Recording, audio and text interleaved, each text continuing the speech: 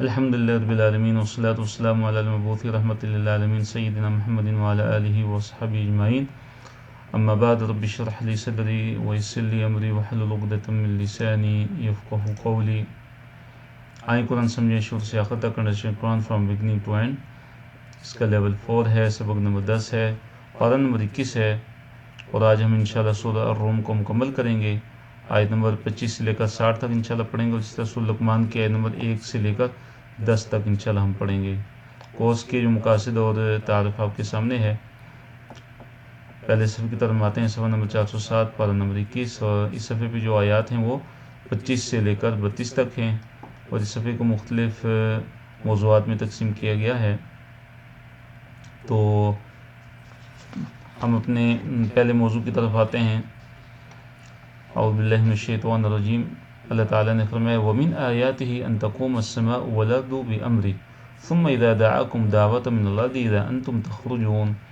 وَمِنْ آیَاتِهِ، اور اس کی نشانیوں میں سے ہے، یعنی اللہ تعالیٰ کی قدرت کی نشانیوں میں سے ہے ان تقوم، کہ قائم ہیں، السماء و آسمان، والارض و زمین، بِأَمْرِهِ، اس کے حکم سے. کہ اللہ تعالیٰ کی قدرت کی نشانی میں سے ہے کہ آسمان اور زمین اللہ تعالیٰ کے حکم سے قائم ہے.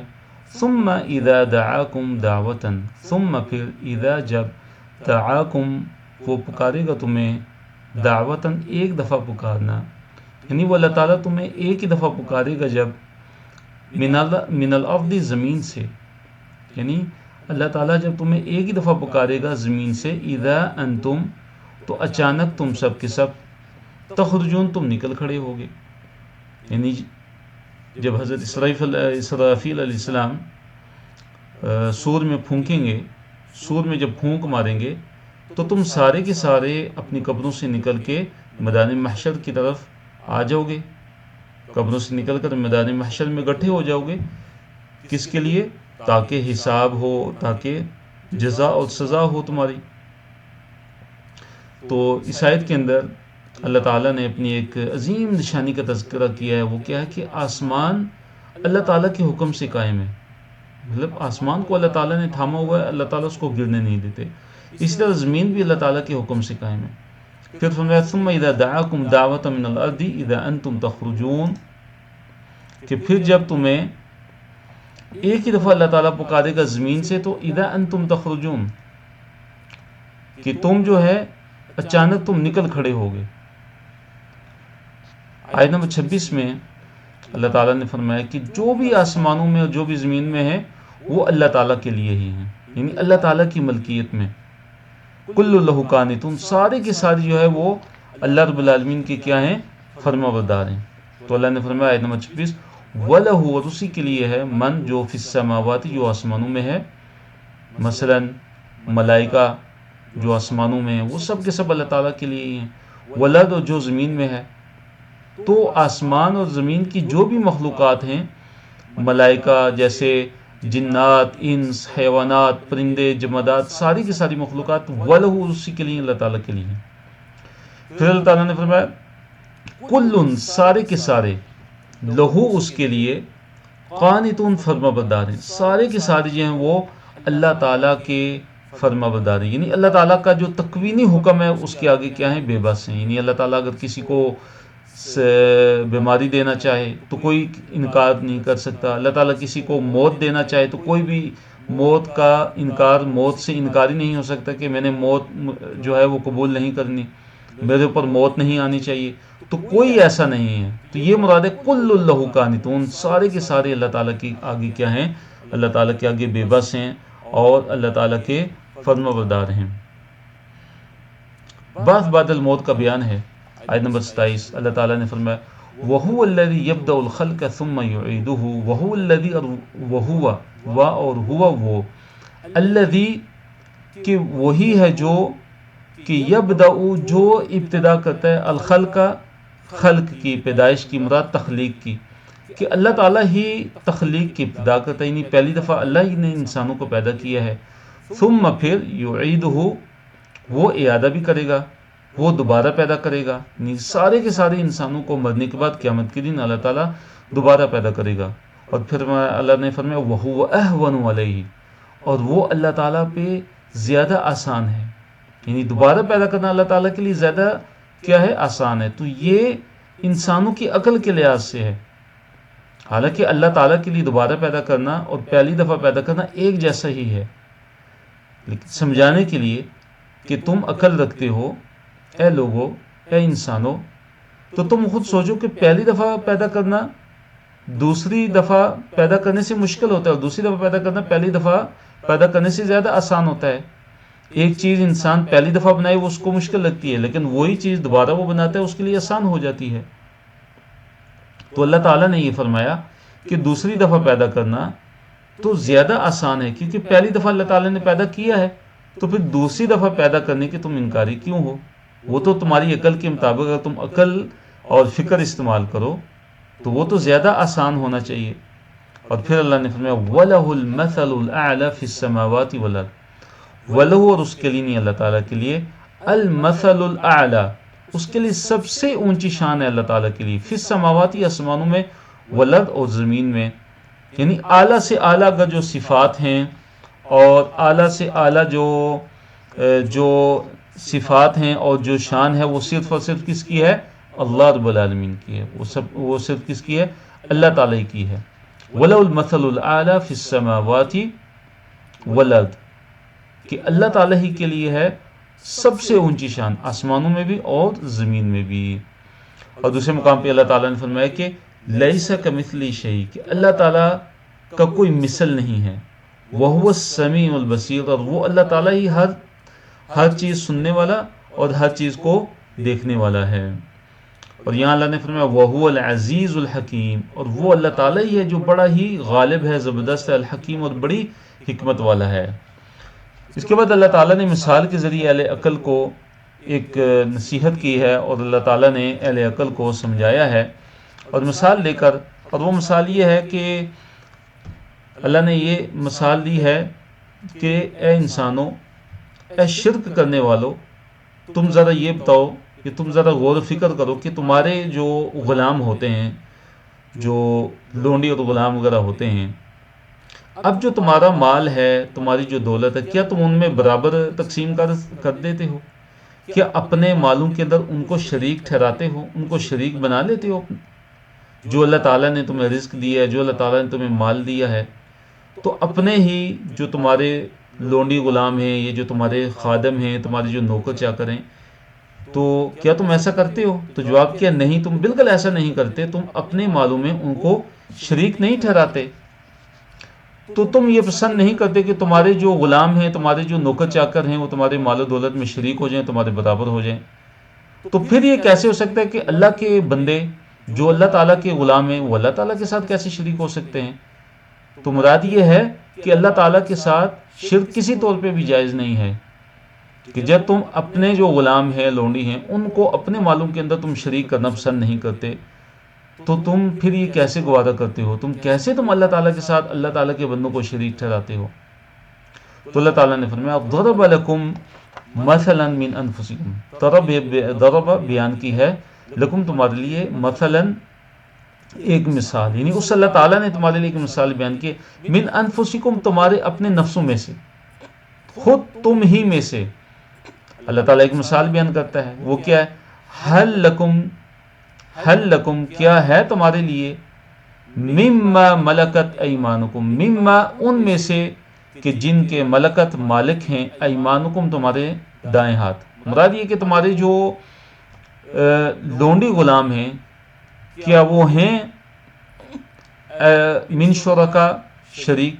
تمہارے جو لونڈی اور غلام ہیں جن کے تم مالک ہو، جن کے تمہارے دائیں ہاتھ مالک ہیں، تو کیا وہ تمہارے شریک ہوتے ہیں فیما رزقناکم، ان چیزوں میں کہ جو ہم نے تمہیں رزق دی ہیں، جو ہم نے مال و دولت تمہیں عطا کیا ہے رزق کے طور پہ، کیا وہ تمہارے شریک ہوتے ہیں؟ وہ کیا تم ان کو اپنے مالوں کے اندر، اپنی جائیداد کے اندر، تو کیا تم ان کو شریک ٹھہراتے ہو، ان کو برابر دے دیتے ہو؟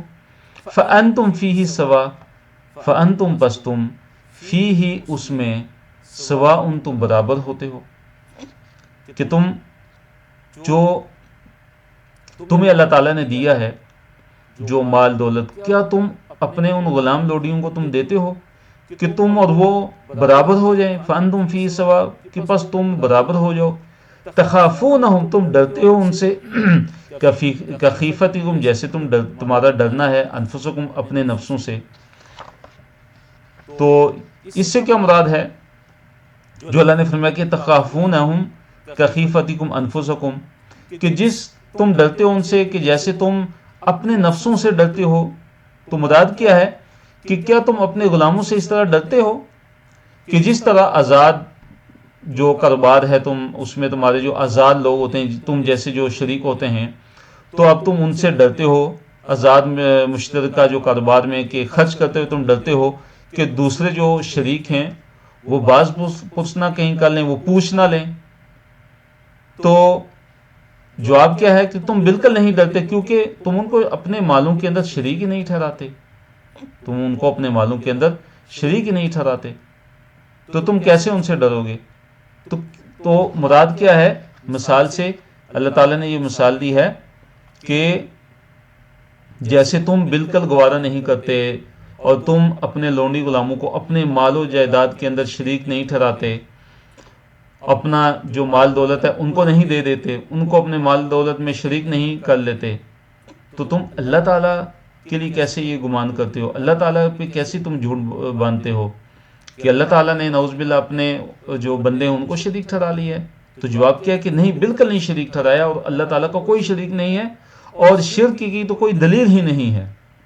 اور پھر فرمایا کہ تم جو ہے اپنے غلام لونڈی جو ہیں تم ان سے ڈرتے ہو کہ جیسے تم اپنے جو مثلا جو تمہارے مال و دولت میں جو کاروبار جو تمہارے ہیں ان کے اندر جو تمہارے مشترکہ ہیں، جو شریک ہیں، جیسے تم ان سے ڈرتے ہو، تو ایسے تم اپنے غلام لونڈیوں سے تو نہیں ڈرتے، کیونکہ ان کو تو تم اپنے مال و دولت کے اندر کسی بھی طرح کے شریک ہی نہیں ٹھہراتے۔ تو فرمایا کذالک نفصل الآیات لقوم یعقلون، اسی طرح ہم جو ہے اپنی نشانیوں کو تفصیل سے بیان کرتے ہیں، لقوم یعقلون، ان لوگوں کے لیے کہ جو عقل رکھتے ہیں، جو سمجھ بوجھ رکھتے ہیں، ان کے لیے ہم اپنی جو نشانیاں ہیں کھول کھول کر بیان کرتے ہیں، کہ جو غور و فکر کرتے ہیں، جو اللہ تعالیٰ کی آیات سے کیا اٹھاتے ہیں، جو اللہ تعالیٰ کی آیات سے فائدہ اٹھاتے ہیں۔ جو ظالم ہیں وہ خواہشوں کے پیرو ہیں، خواہش نفس کے پیچھے چلتے ہیں۔ آیت نمبر 29 میں اللہ تعالیٰ نے فرمایا بل اتبع الذین ظلموا اہواءہم بغیر علم، بلکہ اتبع پیچھے چلے الذین وہ لوگ ظلموا جنہوں نے ظلم کیا، کس چیز کے پیچھے چلے؟ اہواءہم اپنی خواہشات کے، خواہش پرستی، خواہشات نفس کے پیچھے چلتے ہیں، اور کیسے؟ بغیر علم، بغیر کسی علم کے، ان کے پاس علم بھی نہیں ہے اور وہ اپنی خواہشات نفس کی کیا کرتے ہیں؟ پیچھے چلتے ہیں۔ فَمَن يَهْدِي مَنْ أَضَلَّ اللَّهُ، تو اللہ تعالیٰ نے فرمایا کہ کون ہے جو اس کو ہدایت دے کہ جسے اللہ تعالیٰ گمراہ کر دے؟ تو جس کو اللہ تعالیٰ گمراہ کر دے تو اس کو کوئی بھی ہدایت نہیں دے سکتا، جس کو اللہ تعالیٰ گمراہ کر دے اس کو کوئی بھی ہدایت نہیں دے سکتا۔ وَمَا لَهُم مِّن نَاصِرٍ، پھر اللہ تعالیٰ نے فرمایا کہ ان کے لیے کوئی مددگار بھی نہیں ہوں گے، ان کے کوئی بھی مدد کرنے والے بھی بالکل نہیں ہوں گے۔ تو جو ہدایت ہے اسے ہی نصیب ہوتی ہے کہ جس کے اندر ہدایت کی طلب اور آرزو ہوتی ہے، تو جس کے اندر ہدایت کی طلب، جو سچی طلب ہے، جس کے اندر نہیں ہے تو اس کو اللہ تعالیٰ ہدایت نہیں دیتے۔ تو پھر اللہ تعالیٰ نے فرمایا آیت نمبر جو 30 ہے، آیت نمبر 30 میں اللہ تعالیٰ نے نبی علیہ الصلوۃ والسلام کو یہ حکم دیا کہ اے نبی صلی اللہ علیہ وسلم، آپ جو ہے اپنا چہرہ جو ہے ایک طرف ہو کر اپنا چہرہ دین کے لیے آپ سیدھا کر لیں، دین کے لیے اپنے چہرے کو سیدھا رکھیں۔ تو اللہ تعالیٰ نے فرمایا فَأَقِمْ وَجْهَكَ لِلدِّينِ حَنِيفًا، فَأَقِمْ پس سیدھا رکھیے، وجہ کا اپنے چہرے کو، للدینی دین کی طرف، حنیفاً یکسو ہو کر، حنیفاً سے کیا مراد ہے؟ یکسو ہو کر، یعنی ایک طرف کے ہو کر، یعنی اللہ کو چھوڑ کے، باقی سب کو چھوڑ کے ایک اللہ تعالیٰ کی طرف یکسو ہو جائیں، ایک طرف ہو کر سب کو چھوڑ کر، یعنی ایک طرف کس کی؟ اللہ تعالیٰ کی طرف۔ تو اس سے کیا مراد ہے کہ اپنے چہرے کو سیدھا رکھیں، اپنے چہرے کو جو ہے دین کی طرف جو ہے وہ یکسو کر لیں۔ اس سے مراد یہ کہ اللہ تعالیٰ کی توحید اور اسلام پر اور اللہ تعالیٰ کی عبادت پر قائم ہو جائیں۔ اور حنیفاً سے کیا مراد ہے کہ باطل دینوں کی طرف بالکل نہ دیکھیں، اللہ کا جو حقیقی جو دین ہے، جو دین اسلام ہے، اس پر آپ جو ہے یکسو ہو جائیں۔ تو مراد کیا ہے کہ یکسو ہو کر اپنا رخ دین پر مرتکز کریں، یعنی توحید پر، اور اللہ تعالیٰ کی توحید، اللہ تعالیٰ کی عبادت پر قائم رہیں۔ اور اس سے مراد کیا ہے؟ فاقم وجہ کا للدین حنیفہ، کہ جو اسلام کے جو ظاہری جو شرائع ہیں ان کو قائم کریں، مثلا جیسے نماز ہے، روزہ ہے، زکوٰۃ ہے، حج ہے، اور اسی طرح جو باطنی جو شرائع ہیں اسلام کے، جیسے اللہ تعالیٰ کے لیے خالص محبت، اللہ تعالیٰ سے خوف، اللہ تعالیٰ پر امید، اور اللہ تعالیٰ پر توکل، اللہ تعالیٰ سے امید۔ تو یہ جو اعمال القلوب ہیں، دل کے جو اعمال ہیں، تو یہ بھی سارے کے سارے کس کے لیے بجا لانے ہیں؟ اللہ تعالیٰ کے لیے بجا لانے ہیں۔ فاقم وجہ کا للدین حنیفہ، تو اس میں مفسرین نے لکھا ہے کہ اخلاص بھی اس کے اندر آ جاتا ہے، دین اسلام پر قائم ہو جانا اور ایمان کو مضبوط کرنا، اور اسی طرح احسان کو اپنے اندر لے کے آنا، تو یہ ساری چیزیں اس کے اندر آ جاتی ہیں۔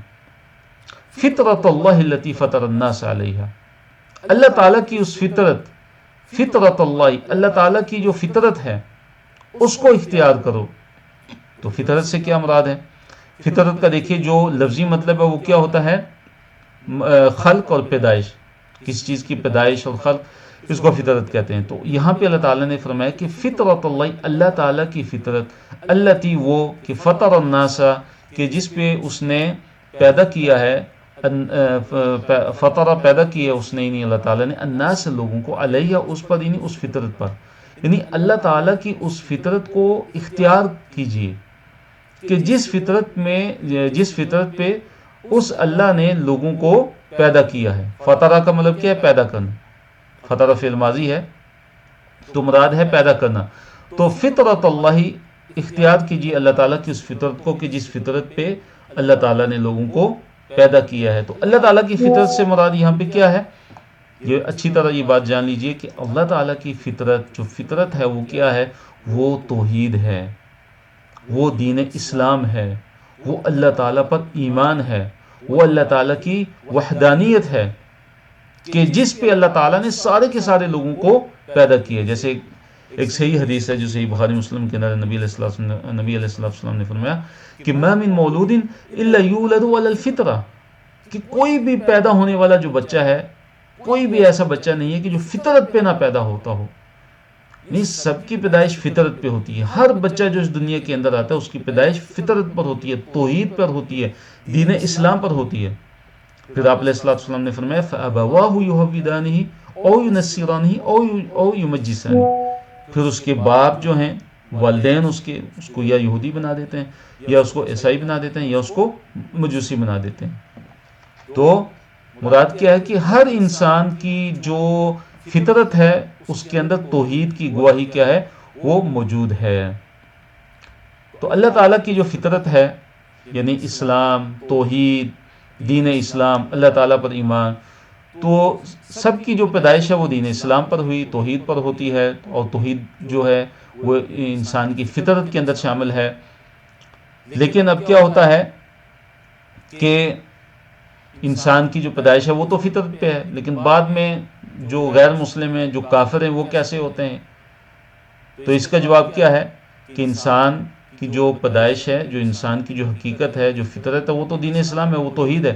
اب کیا ہوتا ہے کہ ماحول کی وجہ سے انسان جو ہے وہ کفر کی طرف چلا جاتا ہے، وہ اس توحید پہ قائم نہیں رہتا۔ اور اسی طرح دیگر جو عوارض ہیں، جو پیش آنے والے جو چیزیں ہیں کہ جو انسان کو فطرت سے دور کر دیتی ہیں، تو وہ اگر نہ ہو تو انسان فطرت پر ہی قائم رہے گا، انسان توحید پر ہی قائم رہے گا۔ لیکن کیا ہوتا ہے کہ انسان کا ماحول، جیسے حدیث کے اندر ہے کہ اس کے والدین اس کو یہودی بنا دیتے ہیں، عیسائی بنا دیتے ہیں، مجوسی بنا دیتے ہیں، یا اور جو رکاوٹیں ہوتی ہیں جو اس کو دین اسلام سے وہ روک دیتی ہیں، دین اسلام پر وہ نہیں آتا، جو فطرت کی آواز کی طرف اس کو نہیں آنے دیتی۔ تو پھر اللہ نے فرمایا کہ لا تبدیل لخلق اللہ، اللہ تعالیٰ کی جو خلق ہے، اللہ تعالیٰ کی جو فطرت ہے اس کو کسی بھی قسم کی اس میں تبدیلی نہیں کی جا سکتی. اس کو تبدیل نہ کرو. اللہ تعالیٰ کی جو فطرت ہے اس کو تبدیل مت کرو. اللہ تعالیٰ کی فطرت کو تبدیل نہ کرنے کا کیا مطلب ہے؟ اس کا ایک مطلب یہ ہے کہ اللہ تعالیٰ کا جو دین ہے جس پر اس نے لوگوں کو پیدا کیا، دین اسلام کو بدلنا جائز نہیں، اس کے اندر تحریف کرنی جائز نہیں ہے. اس طرح توحید کے بجائے شرک یہ جائز نہیں ہے. اگر کوئی توحید کے بجائے شرک کو اپناتا ہے تو گویا کہ اس نے اپنی فطرت کو کیا کر دیا، تبدیل کر دیا. اس طرح حلال و حرام کے جو احکام ہیں ان کو بھی تبدیل کرنا جائز نہیں ہے، اور جس شکل پر انسان کو اللہ تعالیٰ نے پیدا کیا ہے اس کو بھی تبدیل کرنا جائز نہیں ہے. فرمایا ذالک الدین القیم، ذالک یہ الدین، دین القیم سیدھا، یہی سیدھا دین ہے. یہی کیا ہے؟ سیدھا دین ہے کہ جس میں کوئی ٹیڑھ نہیں ہے. تو سیدھا دین سے مراد کیا ہے؟ کہ شریعت اسلامیہ اور فطرت سلیمہ، کہ اس پر مضبوطی سے قائم رہنا، بالکل یہی جو سیدھا دین ہے اور مضبوط دین ہے. وَلَكِنَّ أَكْثَرَ النَّاسِ لَا يَعْلَمُونَ، وَلَكِنَّ لیکن اکثر الناس، لوگوں کی جو اکثریت ہے، لا یعلمون، ان کو علم نہیں ہے. لوگوں کی جو اکثریت ہے ان کو علم نہیں ہے کہ دین اسلام ہی برحق ہے اور جو توحید ہے وہی برحق ہے. لوگوں کی اکثریت جو ہے وہ اس بات کو نہیں جانتے. منیبین الیہ واتقوہ واقیموا الصلاۃ ولا تکونوا من المشرکین. تو اللہ تعالیٰ نے فرمایا اگلی آیت کے اندر، منیبین الیہ، منیبین الیہ یعنی کہ اس کی طرف رجوع کرتے ہوئے، واتقوہ اور اس سے ڈرو، واقیموا الصلاۃ اور نماز کو قائم کرو، ولا تکونوا من المشرکین اور مشرکین میں سے نہ ہو جاؤ. تو اس آیت کے اندر اللہ تعالیٰ نے اپنی طرف رجوع کرنے کا حکم دیا، تقوی اختیار کرنے کا حکم دیا اور نماز کو قائم کرنے کا حکم دیا، اور ساتھ کیا فرمایا کہ مشرکین میں سے نہ ہو جاؤ. تو اللہ تعالیٰ نے مشرکین میں سے ہونے کا مشرکین میں سے ہونے سے اللہ تعالیٰ نے کیا کیا ہے؟ انسان کو منع کیا ہے. وہ کون سے مشرکین ہیں کہ جن میں سے اللہ تعالیٰ نے ہونے سے منع کیا ہے؟ کہ من الذین فرقوا دینہم وکانوا شیعا، کہ مشرکین میں سے مت ہو جاؤ، کہ وہ لوگ من الذین، ان لوگوں میں سے، فرقوا جنہوں نے ٹکڑے ٹکڑے کر دیے، دینہم اپنے دین کو، جنہوں نے اپنے دین کو کیا کر دیا؟ ٹکڑے ٹکڑے کر دیے. وکانوا شیعا اور وہ کئی گروہ ہو گئے. وکانوا شیعا اور وہ کیا ہو گئے؟ کئی گروہ ہو گئے.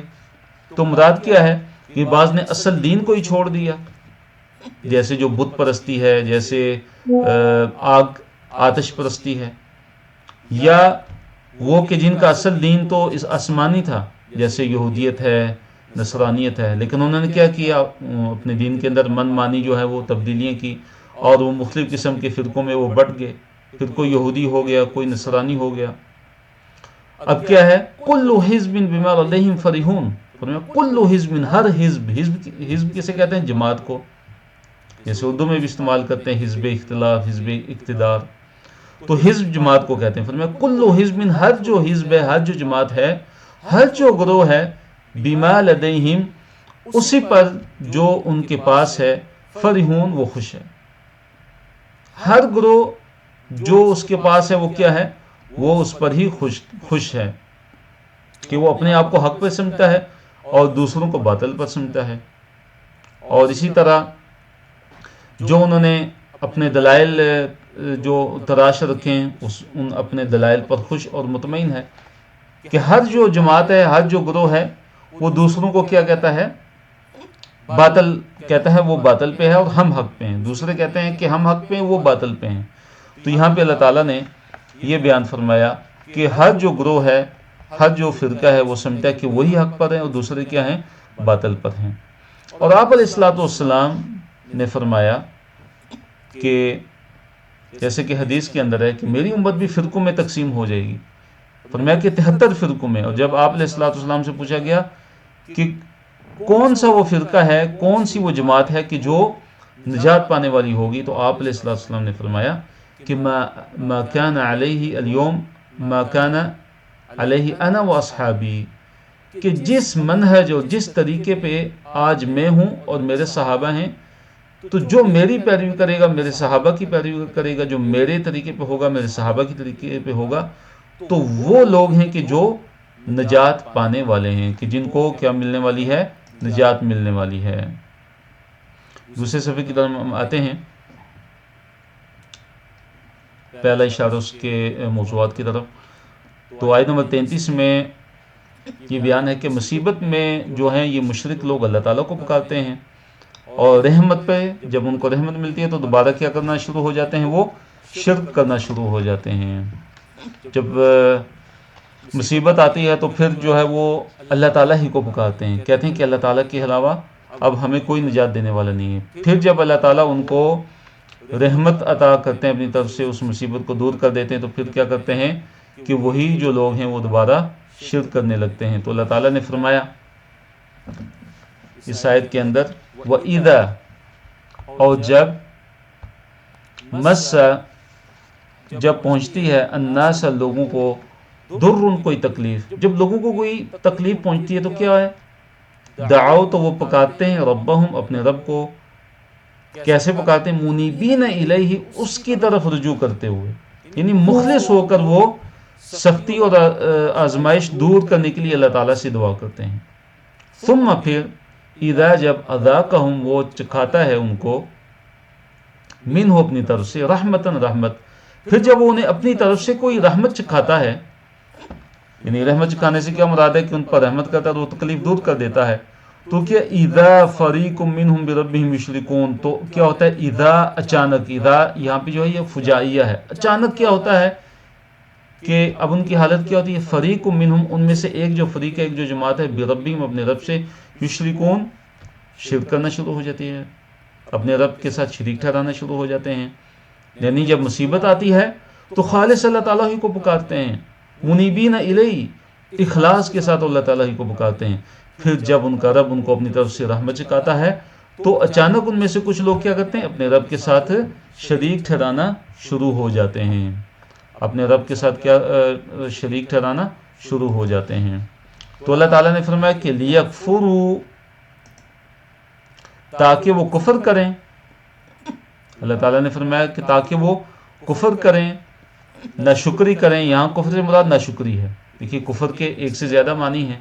کفر کا ایک مطلب چھپانا بھی ہوتا ہے، کفر کا ایک مطلب انکار بھی ہے، کفر کا ایک مطلب ناشکری بھی ہے. تو یہاں اس کا مطلب ہے ناشکری، کہ لیکفروا، تاکہ وہ ناشکری کریں، بما، ساتھ اس کے کہ جو آتیناہم، جو دی ہم نے انہیں، یعنی جو نعمت ہم نے ان کو دی ہے، تاکہ اس نعمت کی ناشکری کریں. وہ کون سی نعمت ہے جو اللہ تعالیٰ نے ان کو دی؟ مطلب یہ ہے کہ وہ تکلیف اور مصیبت اللہ تعالیٰ نے ان کو دور کر دی. فتمتعوا، پس تم جو ہے فائدہ اٹھا لو، پس تم فائدہ اٹھا لو. فسوف، پس ان قریب، تعلمون، تم جو ہے ان قریب جان لو گے. تم کیا کرو گے، تم لوگ ان قریب جان لو گے. تو اس میں اس آیت کے اندر اللہ تعالیٰ کی طرف سے شدید وعید ہے ان مشرکین کے لیے کہ اللہ تعالیٰ کی تم نعمتیں تم اس لیے استعمال کرتے ہو کہ تم اللہ تعالیٰ کے ساتھ تم کفر کرو، اللہ تعالیٰ کی ان نعمتوں کی ناشکری کرو. اللہ تعالیٰ کی نعمت کا شکر کیا یہی ہے کہ تم اس کے ساتھ شریک ٹھہراتے ہو؟ جب مصیبت آتی ہے، جب پریشانی آتی ہے تو تم خالص اللہ تعالیٰ کو پکارتے ہو، اور جو ہی وہ مصیبت اللہ تعالیٰ دور کر دیتا ہے دوبارہ تم اللہ تعالیٰ کے ساتھ شریک ٹھہرانا شروع ہو جاتے ہو. تو اس نعمت کا تقاضا تو یہ تھا کہ تم توحید کو اختیار کرتے، تم اس نعمت کا تقاضا اس پہ عمل کرتے، توحید کو اختیار کرتے اور شرک سے بچتے. لیکن تم نے کیا کیا، لیکفروا بما آتیناہم، نتیجہ کیا نکلا کہ تاکہ وہ ناشکری کریں، بما آتیناہم، اس نعمت کی جو ہم نے ان کو دی. پھر اللہ تعالیٰ نے آگے جو ہے ان کو ایک وارننگ دی، فرمایا فسوف تعلمون، کہ تم ان قریب جان لو گے. کیا جان لو گے؟ اس عذاب کو اور اس سزا کو جو تمہیں ملنے والی ہے، یا تم قیامت کے دن یہ جان لو گے کہ تم دنیا کے اندر واضح گمراہی کے اندر تھے. ام انزلنا علیہم سلطانا فہو یتکلم بما كانوا به یشرکون. تو یہاں پہ اللہ تعالیٰ نے فرمایا کہ ام، یا انزلنا، ہم نے نازل کیا، علیہم، ان پر، سلطانن، کسی دلیل کو، یا ہم نے ان پر کوئی ایسی دلیل نازل کر دی ہے کہ فہو یتکلم بما كانوا به یشرکون. فہو یتکلم، پس وہ بول کر بتاتی ہے، پس وہ بول کر وہ چیزیں، بما كانوا، بما وہ چیزیں کہ کانوا بیشرکون کہ جنہیں وہ اس کے ساتھ شریک ٹھہرایا کرتے تھے۔ مراد کیا ہے کہ اے مشرکو، کیا ہم نے تمہارے اوپر کوئی ایسی سلطان، کوئی ایسی حجت، کوئی ایسی دلیل، کوئی ایسی کتاب کوئی نازل کی ہو کہ وہ دلیل بول کر بتاتی ہو کہ تمہارا یہ شرک ٹھیک ہے، یا تمہاری اس شرک کی صداقت کی گواہی دیتی ہو؟ تو جواب کیا ہے کہ نہیں، ہم نے ایسی کوئی دلیل نازل نہیں کی، ہم نے ان کے شرک کی کوئی دلیل نازل نہیں کی، کیونکہ شرک کی کوئی دلیل ہے ہی نہیں، شرک کی کوئی دلیل نہیں ہے، اور جو دلیل ہے وہ توحید کی دلیل ہے، توحید کے دلائل ہیں، شرک کی کوئی دلیل نہیں ہے، تو شرک جائز نہیں ہے۔ جی تو الحمدللہ آیت نمبر 36 کی طرف ہم چلتے ہیں کہ رحمت پر خوش ہوتے ہیں اور مصیبت پر نا امید ہو جاتے ہیں۔ تو یہاں پہ اللہ تعالیٰ نے ان لوگوں کا ایک انتہائی برا رویہ، ایک انتہائی بری صفت کا تذکرہ کیا کہ جو اکثر جو کفار ہیں، جو اکثر جو مشرکین ہیں، ان کے اندر وہ پائی جاتی ہے کہ جب ان کو اللہ تعالیٰ کی طرف سے نعمتیں ملتی ہیں تو بڑے ہی خوش ہو جاتے ہیں، اترانے لگتے ہیں، فخر کرتے ہیں، غرور کرتے ہیں، تکبر کرنا شروع ہو جاتے ہیں، اور پھر اپنے گناہوں کی وجہ سے جب ان پہ کوئی مصیبت آتی ہے تو فوراً جو ہے مایوس ہو جاتے ہیں، نا امید ہو جاتے ہیں۔ تو سبق ہمیں کیا ملتا ہے اس سے کہ ہم جو ہیں، ہم نے اپنے اندر یہ صفت نہیں لانی، اور ہمارے اندر یہ صفت نہیں ہونی چاہیے۔ ہمارے اندر جو صفت ہونی چاہیے وہ اہل ایمان کی صفت ہونی چاہیے۔ وہ کیا ہے کہ ہر حال میں انسان جو ہے اللہ تعالیٰ سے راضی رہے، اور جب انسان پہ نعمتوں کی بارش ہو، جب انسان کو اللہ تعالیٰ نعمتیں عطا فرمائے تو انسان اللہ تعالیٰ کا شکر ادا کرے، اور جب انسان پہ کوئی مصیبت آ جائے تو انسان صبر کرے، نہ کہ اللہ تعالیٰ کی رحمت سے نا امید ہو جائے۔ تو اللہ تعالیٰ نے فرمایا آیت نمبر 36 میں وَإِذَا اور جب اذقنا ہم چکھاتے ہیں الناس لوگوں کو رحمتاً کوئی رحمت، جب ہم لوگوں کو کوئی بھی رحمت جو ہم چکھاتے ہیں، مثلاً خوشحالی اور صحت، عافیت ان کو ہم عطا کرتے ہیں، تو فرحوا بہا تو وہ اس سے خوش ہو جاتے ہیں۔ فرح یفرح کا مطلب ہوتا ہے خوش ہو جانا، تو وہ خوش ہوتے ہیں۔ تو ان کی یہ خوشی کون سی ہے؟ ناشکری والی خوشی ہوتی ہے، جس میں اترانا ہوتا ہے، جس میں فخر ہے، جس میں غرور ہے، تکبر ہے، تو یہ وہ والی خوشی ہے، یہ شکر گزاری والی خوشی نہیں ہے۔ اور پھر وَإِنْ اور اگر تُصِبْهُمْ انہیں پہنچتی ہے اگر کوئی سیئۃ کوئی برائی، سیئۃ برائی سے مراد یہ ہے کوئی مصیبت اگر ان کو پہنچتی ہے، بما قدمت ایدیہم سبب اس کے کہ جو ان کے ہاتھوں نے آگے بھیجا ہوتا ہے، تو کیا ہے مراد کیا ہے؟ ان کے ہاتھوں نے جو آگے بھیجا، اس سے مراد کیا ہے؟ ان کے برے اعمال کے وجہ سے، ان کے برے اعمال کی وجہ سے جو ان پہ اگر کوئی مصیبت آتی ہے تو کیا کرتے ہیں؟ اذا اچانک ہم وہ یقنطون وہ نا امید ہو جاتے ہیں۔ کیا ہو جاتے ہیں؟ نا امید ہو جاتے ہیں۔ تو جب اللہ تعالیٰ لوگوں کو اپنی رحمت کا مزہ چکھاتے ہیں، یعنی ان پہ رحمتوں کی بارش ہوتی ہے، نعمتوں کی بارش ہوتی ہے، خوشحالیاں ملتی ہیں، تو یہ انسانوں کی اکثریت کا جو ہے وہ شیوا یہاں پہ بیان ہو رہا ہے، طرز عمل بیان ہو رہا ہے کہ جب ان کو راحت ملتی ہے، جب ان کو نعمت ملتی ہے تو کیا اترانے لگتے ہیں، تکبر کرنے لگتے ہیں، اور جب کوئی پریشانی آ جاتی ہے تو اللہ تعالیٰ کی رحمت سے کیا ہو جاتے ہیں؟ بالکل مایوس ہو جاتے ہیں۔ تو ہمیں کیا سبق ملتا ہے اس آیت سے کہ ہم نے اپنے اندر یہ بری صفت نہیں لانی، ہم نے اس برے عمل سے، اس بری صفت سے اپنے آپ کو بچانا ہے، اور ہمارا طرز عمل کیا ہونا چاہیے کہ اگر اللہ تعالیٰ نعمتیں عطا کر رہے تو ہم شکر ادا کریں، ہم فخر و غرور نہ کریں، اترائیں نہیں، اور اگر کوئی مصیبت آ جاتی ہے تو ہم صبر کریں اور اللہ تعالیٰ سے التجا کریں کہ اللہ تعالیٰ ہماری اس مصیبت کو دور کر دے۔ آیت نمبر 37 میں اللہ تعالیٰ نے بیان کیا کہ کیا انہوں نے نہیں دیکھا کہ اللہ تعالیٰ ہی وہ ذات ہے کہ جو رزق کو کشادہ کرتا ہے جس کے لیے چاہتا ہے، اور اسی طرح جس کے لیے چاہتا ہے وہ رزق کو تنگ کر دیتا ہے۔ اور فرمایا کہ بے شک اس میں نشانی ہے ان لوگوں کے لیے جو ایمان لاتے ہیں۔ فرمایا اولم یرو اور کیا انہوں نے نہیں دیکھا ان اللہ کہ بے شک اللہ تعالیٰ یبسطو کہ وہ کشادہ کرتا ہے، فراخ کر دیتا ہے، الرزق کا رزق کو، لمن یشاء جس کے لیے چاہتا ہے، ویقدر اور تنگ کر دیتا ہے۔ کیا مراد تنگ کر دیتا ہے؟ یعنی رزق کو تنگ کر دیتا ہے جس کے لیے چاہتا ہے، یعنی جسے چاہتا ہے اللہ تعالیٰ جو ہے وہ امیری دے دیتا ہے، اس کو غنی کر دیتا ہے، اور جس کے لیے اللہ تعالیٰ چاہتا ہے اس کو فقیر بنا دیتا ہے، اس کو محتاج اور مسکین بنا دیتا ہے۔ تو فرمایا ان فی ذالک، ان بے شک فی میں، ذالک یہ، اس میں بے شک لآیات یقیناً بہت سی نشانیاں ہیں، لقوم یؤمنون ان لوگوں کے لیے کہ جو ایمان رکھتے ہیں۔ تو ایمان والوں کے لیے اس میں بڑی ہی کیا ہیں، نشانیاں ہیں۔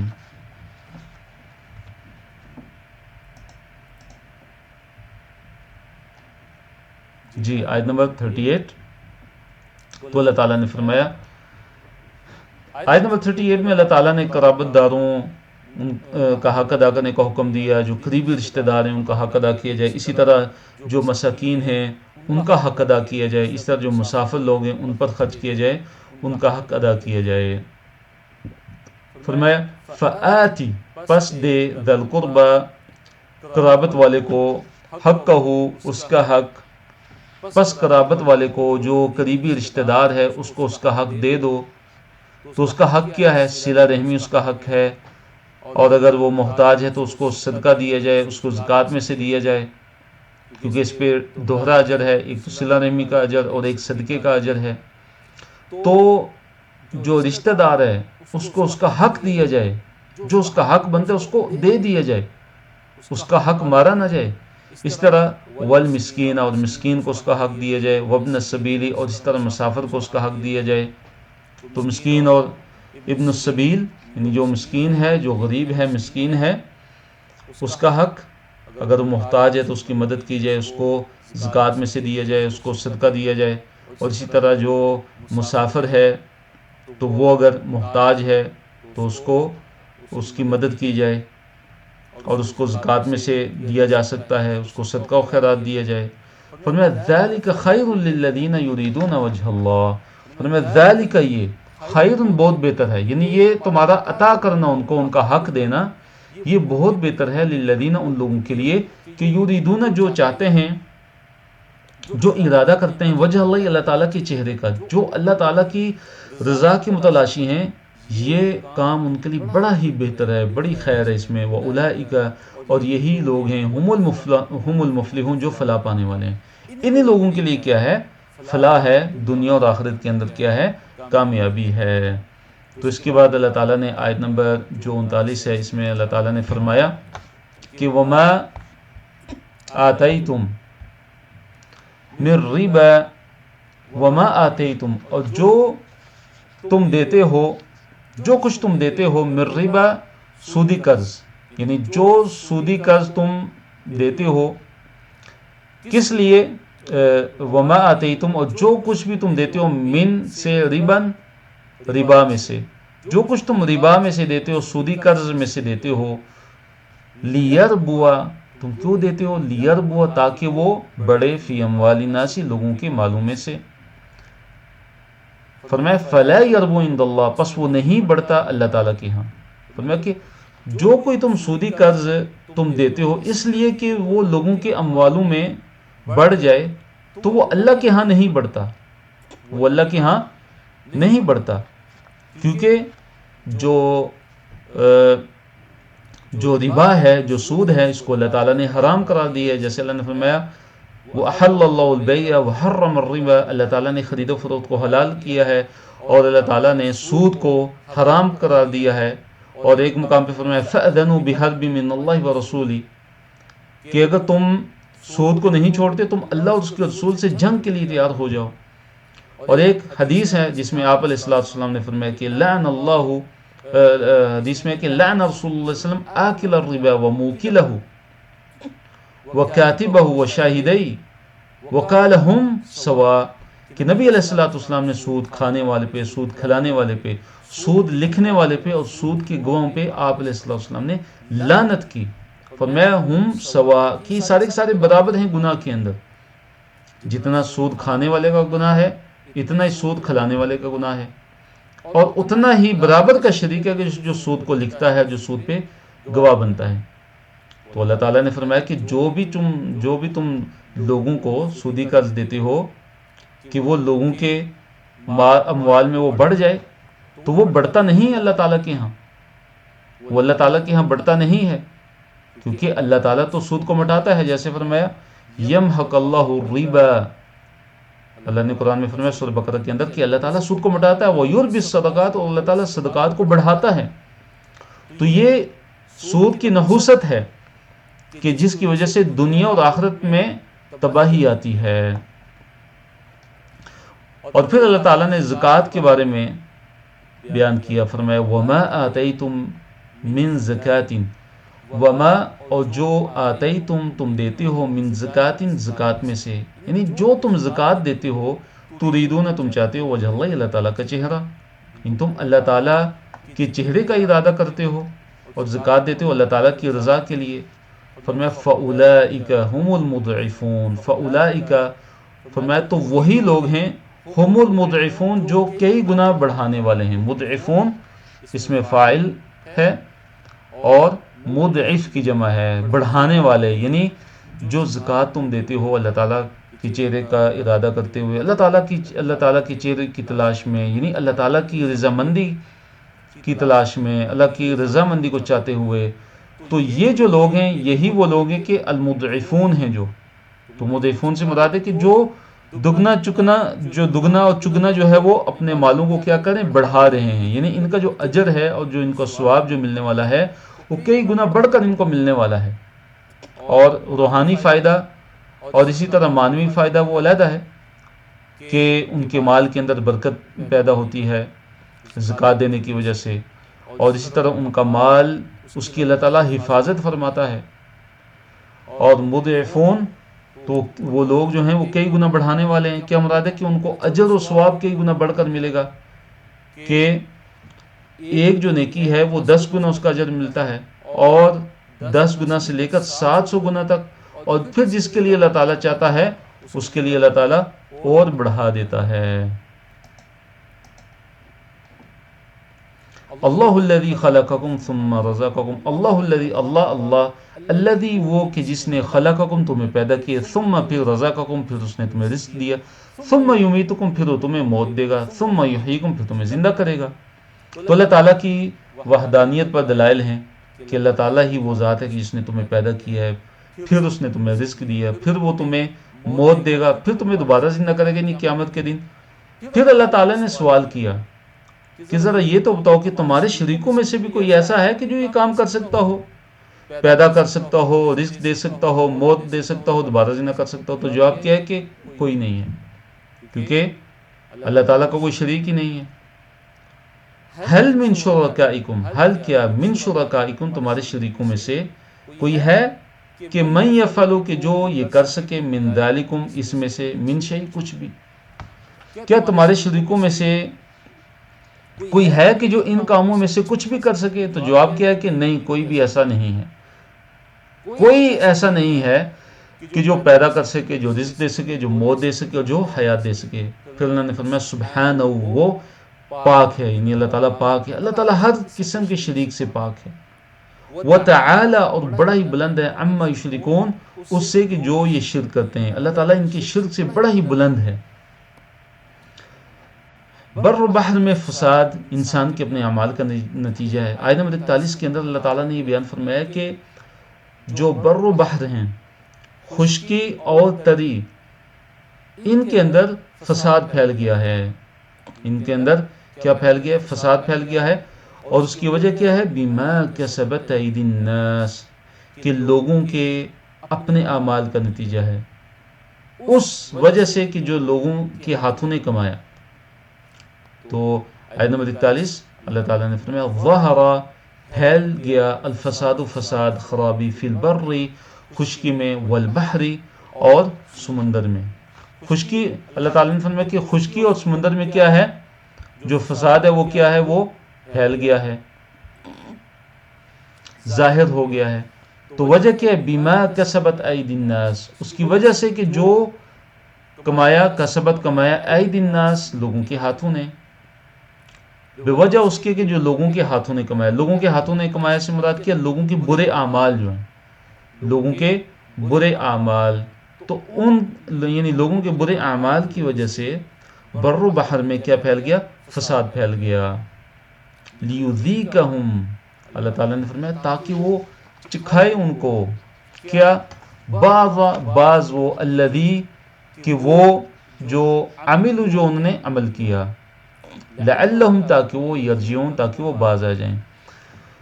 تو دیکھیے بعض جو اس کا جو فساد کی وجہ سے جو لوگوں کے برے اعمال کی وجہ سے جو بر و بحر میں جو فساد پھیلا تو اللہ تعالیٰ نے فرمایا کہ تاکہ انہیں اس کا کچھ مزہ چکھائے جو انہوں نے کیا, کچھ مزہ چکھائے یعنی کہ دنیا کے اندر کچھ تاکہ مزہ ان کو چکھا دے, کچھ سزا ان کو دنیا کے اندر ہی مل جائے تاکہ وہ کہیں توبہ کر لیں, وہ باز آ جائیں. تو دیکھیے یہاں پہ اللہ تعالیٰ نے بر و بحر کا ذکر کیا, تو بر سے مراد کیا خشکی, یعنی انسان جہاں رہتے ہیں زمین جہاں انسانوں کی آبادی ہے وہ مراد ہے. اور تر سے مراد کیا ہے, سمندر ہیں, اسی طرح سمندری جو راستے ہوتے ہیں, اسی طرح سمندر کے کناروں پہ جو آبادیاں ہوتی ہیں وہ سارے کے سارے کیا ہیں اس سے مراد ہیں.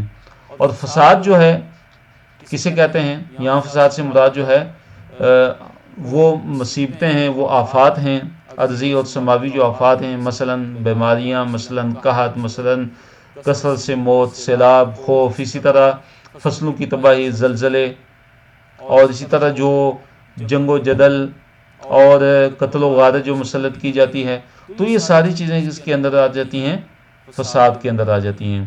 اسی طرح فساد کے اندر ہی فسق و فجور اور معاصی اور سیئات آ جاتی ہیں. تو بر و بحر میں یہ فساد کیوں پھیلا ہے, یہ لوگوں کے اعمال کی وجہ سے, ان کے فسق و فجور کی وجہ سے اور ان کی نافرمانیوں کی وجہ سے اللہ تعالیٰ کی طرف سے یہ سزا کے طور پہ تاکہ وہ اللہ تعالیٰ کی طرف واپس پلٹے ہیں. تو اللہ تعالیٰ نے فرمایا اگلے صفحہ نمبر 409 ہے, پارہ نمبر 21 ہے, اور اس صفحے پہ جو آیات ہیں وہ 42 سے لے کر 49 تک ہیں. آج 42 کی طرف آتے ہیں. فرمایا اللہ تعالیٰ نے کل کہہ دیجئے سیرو چلو پھرو فی الارض زمین میں فانظروا پس تم دیکھو کیفا کیسے تھا, کیفا کیسے کانا تھا, عاقبت انجام الذین ان لوگوں کا کہ جو من قبل پہلے تھے. یعنی زمین میں اے لوگو تم سیرو سیر سے ہے, چلو پھرو زمین میں سیر کرو, نہیں چلو پھرو کہ تم پھر دیکھو, عبرت کی نگاہ سے دیکھو کہ جو تم سے پہلے ہی جو قومیں تھیں ان کا جو انجام ہے وہ کیسا ہوا, کہ جب انہوں نے اللہ تعالیٰ کی نافرمانی کی, جب انہوں نے رسولوں پر ایمان نہ لایا, جب انہوں نے اللہ تعالیٰ کے ساتھ دوسروں کو شریک ٹھہرایا اور ان کو ان کے رسولوں کے ذریعے ڈرایا گیا لیکن وہ ان پر ایمان نہیں لائے, تو پھر ان کو دنیا کے اندر تباہ و برباد کر دیا گیا. تو ان کی جو اکثریت وہ کیا تھی, کان اکثرهم مشرکین. اللہ تعالیٰ نے فرمایا کہ ان کی جو اکثریت تھی وہ مشرک تھی, ان کے اکثر جو لوگ تھے وہ کیا تھے, مشرک تھے. تو آیت نمبر 43 میں اللہ تعالیٰ نے یہ حکم دیا کہ اے مخاطب, اے سننے والے, تو اپنے چہرے کو دین کی طرف جو سیدھا دین ہے, الدین القیم ہے, جو سیدھا دین ہے, تو اپنا جو چہرہ ہے اس کو سیدھے دین کی طرف تم کر لو, تم اس کو سیدھا کر لو. فَأَقِمْ, تو اللہ نے فرمایا فا پس اقیم سیدھا کرو, وجہ کا اپنے چہرے کو, للدین القیم, للدین دین کے لیے, القیم جو سیدھا ہے, جو فطرت والا ہے, جو توحید والا دین ہے, اپنے چہرے کو سیدھا کر لو سیدھے دین کی طرف. من قبل اس کے ان یہ کہ یأتی آ جائے یومن ایسا دن, یعنی اس سے قبل کہ ایسا دن آ جائے کہ لا مرد لہ من اللہ, فرمایا لا مرد کہ نہیں ہے کوئی ٹلنا, لہو اس کے لیے, نہیں اس دن کے لیے, من اللہ اللہ تعالیٰ کی طرف سے, یعنی اللہ تعالیٰ کی طرف سے پھر وہ دن جو ہے وہ اس کے ٹلنے کی کوئی صورت نہیں ہوگی, یعنی قیامت کا دن. یوم اذن, اس دن یصدعون, فرمایا کہ وہ جدا جدا ہو جائیں گے. تو اس آیت کے اندر اللہ تعالیٰ نے قیامت آنے تک دین پر قائم رہنے کا حکم دیا. یہ جو ہے جو اللہ نے فرمایا فَأَقِمْ وَجْهَكَ لِلدِّينِ ہے, لِلدِّينِ الْقَيِّمِ, کہ اپنے چہرے کو, اپنے رخ کو دین قیم یعنی سیدھے دین کی طرف آپ جو ہے اقیم قائم کیجئے، یعنی کہ سیدھا کر لیجئے۔ اس سے مراد کیا کہ دین پر قائم ہو جائیے، اسلام پر قائم ہو جائیے، اور دین حنیف یعنی توحید پر قائم ہو جائیے، اور اسلام کے جو الشرائع الظاہرہ والشرائع الباطنہ جو پہلے ذکر ہوئے ہیں ان کے ساتھ دین پر کیا ہو جائیے، قائم ہو جائیے۔ کب من قبل ان یأتی یوم، اس دن سے پہلے کہ لا مرد له من اللہ، کہ اس کے ٹلنے کی کوئی صورت نہیں اللہ تعالیٰ کی طرف سے۔ یوم دن، اس دن یصدعون، اللہ تعالیٰ نے فرمایا کہ وہ قیامت کے دن وہ کیسا دن ہوگا کہ جس دن وہ جدا ہو جائیں گے، یعنی دو گروہوں میں لوگ تقسیم ہو جائیں گے۔ فریق فی الجنتی، ایک جو فریق ہے وہ جنت میں ہوگا، ایک گروہ جنت میں ہوگا جو اہل ایمان کا ہوگا، اہل اسلام ہوگا۔ وہ فریق فی السعیر، اور ایک فریق بھڑکتی ہوئی آگ میں ہوگا، اور وہ کون لوگ ہوں گے؟ کفار اور مشرکین۔ من کفر، جس نے کفر کیا، فعلیہ کفر، فعلیہ، پس اسی پر ہے کفر، اس کا کفر، یعنی جو کفر کرے گا تو اس کے کفر کا وبال اس پہ ہی ہوگا، کسی اور پہ نہیں ہوگا، اس کے کفر کا وبال بھی اس پہ آنے والا ہے۔ ومن عمل صالحا، اور جو کوئی نیک عمل کرے گا، ومن، اور جو کوئی عمل کرے گا، صالحا نیک، فرمایا فلی انفسہم، تو پس اپنے نفسوں کے لیے ہی، یمہدون، وہ کیا کر رہے ہیں؟ راہ ہموار کر رہے ہیں۔ فلی انفسہم یمہدون، پس وہ اپنے نفسوں کے لیے ہی راہ کو ہموار کر رہے ہیں۔ تو کس چیز کی راہ ہموار کر رہے ہیں؟ یعنی جنتوں کی، منازل کی راہ کو جو ہے وہ ہموار کر رہے ہیں، کہ جس کی ساتھ وہ جنتوں کے اندر وہ چلے جائیں گے، یعنی کہ جو برا عمل کرے گا، جو کفر کرے گا، اس کا کفر اس کے اوپر ہے، اس کا بال اس پہ آئے گا۔ اور اسی طرح کوئی نیک عمل کرے گا تو اس کی نیکی کا فائدہ اسی کو ہوگا، اس لیے تم نیک عمل کرو، تم اچھے اعمال کرو تاکہ تم جنت کے اندر جا سکو۔ فرمایا لیجزی الذین آمنوا، لیجزی، تاکہ جزا دے، یعنی اللہ تعالیٰ کن لوگوں کو؟ الذین، وہ لوگ کہ آمنوا، جو ایمان لائے، وعملوا الصالحات، اور جنہوں نے نیک عمل کیے، من فضلہ، اپنے فضل سے، تاکہ اللہ تعالیٰ جزا دے ان لوگوں کو کہ جو ایمان لائے اور جنہوں نے نیک عمل کیے، اپنے فضل سے ان کو بہترین جزا ان کو عطا فرمائے، ان کو بدلہ دے ان کے نیک اعمال کا۔ پھر فرمایا کافروں کے بارے میں کہ انہ، یقیناً وہ نہیں، اللہ تعالیٰ لا یحب، نہیں محبت کرتا، الکافرین، کافروں سے، اللہ تعالیٰ کافروں سے محبت نہیں کرتا۔ اللہ تعالیٰ کی آیات کا بیان ہے آیت نمبر 46 میں کہ اللہ تعالیٰ ہی جو ہے وہ اللہ تعالیٰ ہواؤں کو بھیجتے ہیں کہ وہ ہوائیں جو بارش سے پہلے آتی ہیں، کہ جن کے بعد جو ہے لوگ خوش ہوتے ہیں ان ہواؤں کو دیکھ کے، اور جو بارش کی خوشخبری دے رہی ہوتی ہیں کہ اب بس بارش آنے والی ہے، بارش کا نزول ہونے والا ہے۔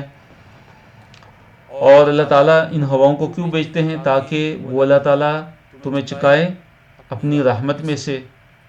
اور پھر ہواؤں کو بھیجنے کا ایک مقصد یہ بھی ہے کہ تاکہ جو کشتیاں ہیں وہ اللہ تعالیٰ کے حکم سے وہ چلتی رہیں، اور پھر تم اللہ تعالیٰ کے فضل کو تلاش کرو، رزق کو، تاکہ تم حاصل کر سکو ان کشتیوں کے ذریعے، سمندر کا جو سفر ہے اور تجارت جو ہے اس کے ذریعے، تاکہ تم اللہ تعالیٰ کا جو فضل ہے اس کو تم جو ہے وہ تلاش کر سکو، اور پھر تاکہ تم اللہ تعالیٰ کی نعمتوں کا شکر ادا کرو۔ اللہ نے فرمایا آیت نمبر 46 میں وَمِنْ آیَاتِهِ، اور اس کی نشانیوں میں سے، نہیں اللہ تعالیٰ کی نشانیوں میں سے، ان یہ کہ یرسل، وہ بھیجتا ہے، ریاح، ہواؤں کو، ریاح ریح کی جمع ہے، کہ وہ اللہ تعالیٰ جو ہے وہ ہواؤں کو بھیجتا ہے، مبشرات، خوشخبری دینے والیاں۔ وہ کیا ہوتی ہیں؟ خوشخبری دینے والیاں ہوتی ہیں، کس چیز کی؟ بارش کی خوشخبری دینے والیاں ہوتی ہیں کہ اب بارش آنے والی ہے، بارش جو اترنے والی ہے، بارش کا نزول ہونے والا ہے۔ اور پھر اللہ تعالیٰ ان ہواؤں کو کیوں بھیجتا ہے؟ وَلِيُذِيقَكُم مِّن رَحْمَتِهِ، وَلِيُذِيقَكُم، اور تاکہ وہ چکھائے تمہیں، مِّن رَحْمَتِهِ، اپنی رحمت سے، اپنی رحمت سے تاکہ وہ کچھ تمہیں چکھائے۔ کیا مراد ہے؟ کہ تاکہ تمہیں اپنی رحمت چکھائے، کہ بارش اتار کر، کہ بارش جب اترتی ہے اس کے بعد جو فوائد جو حاصل ہوتے ہیں انسانوں کو، تو یہ مراد ہے وَلِيُذِيقَكُم مِّن رَحْمَتِهِ، کہ اللہ تعالیٰ اپنی رحمت تمہیں چکھاتا ہے۔ وَلِتَجْرِيَ، اور تاکہ چلیں، الفلک، کشتی، بِأَمْرِهِ، اس کے حکم سے، تاکہ جو کشتی ہیں وہ اللہ تعالیٰ کے حکم سے چلیں، کہ جب جو ہوا ہوتی ہے، جب موافق ہوتی ہے تو کشتیاں کیا ہوتی ہیں، تمہیں ایک جگہ سے دوسری جگہ جو ہے وہ پہنچاتی ہیں، تمہاری مددگار ثابت ہوتی ہیں۔ وَلِتَبْتَغُوا، اور تاکہ تم تلاش کرو، من فضلہ، اس کے فضل سے، یعنی صلی اللہ تعالیٰ کے فضل سے تاکہ تم تلاش کرو۔ مراد کہ اللہ تعالیٰ کا فضل تم تلاش کرو، اللہ تعالیٰ کا جو رزق ہے تاکہ تم اس رزق کو تلاش کرو، ان کشتیوں کے ذریعے، ان کشتیوں سمندری جہازوں پہ جو تمہاری تجارت جو ہوتی ہے، جس سے تم جو ہے وہ رزق حاصل کرتے ہو۔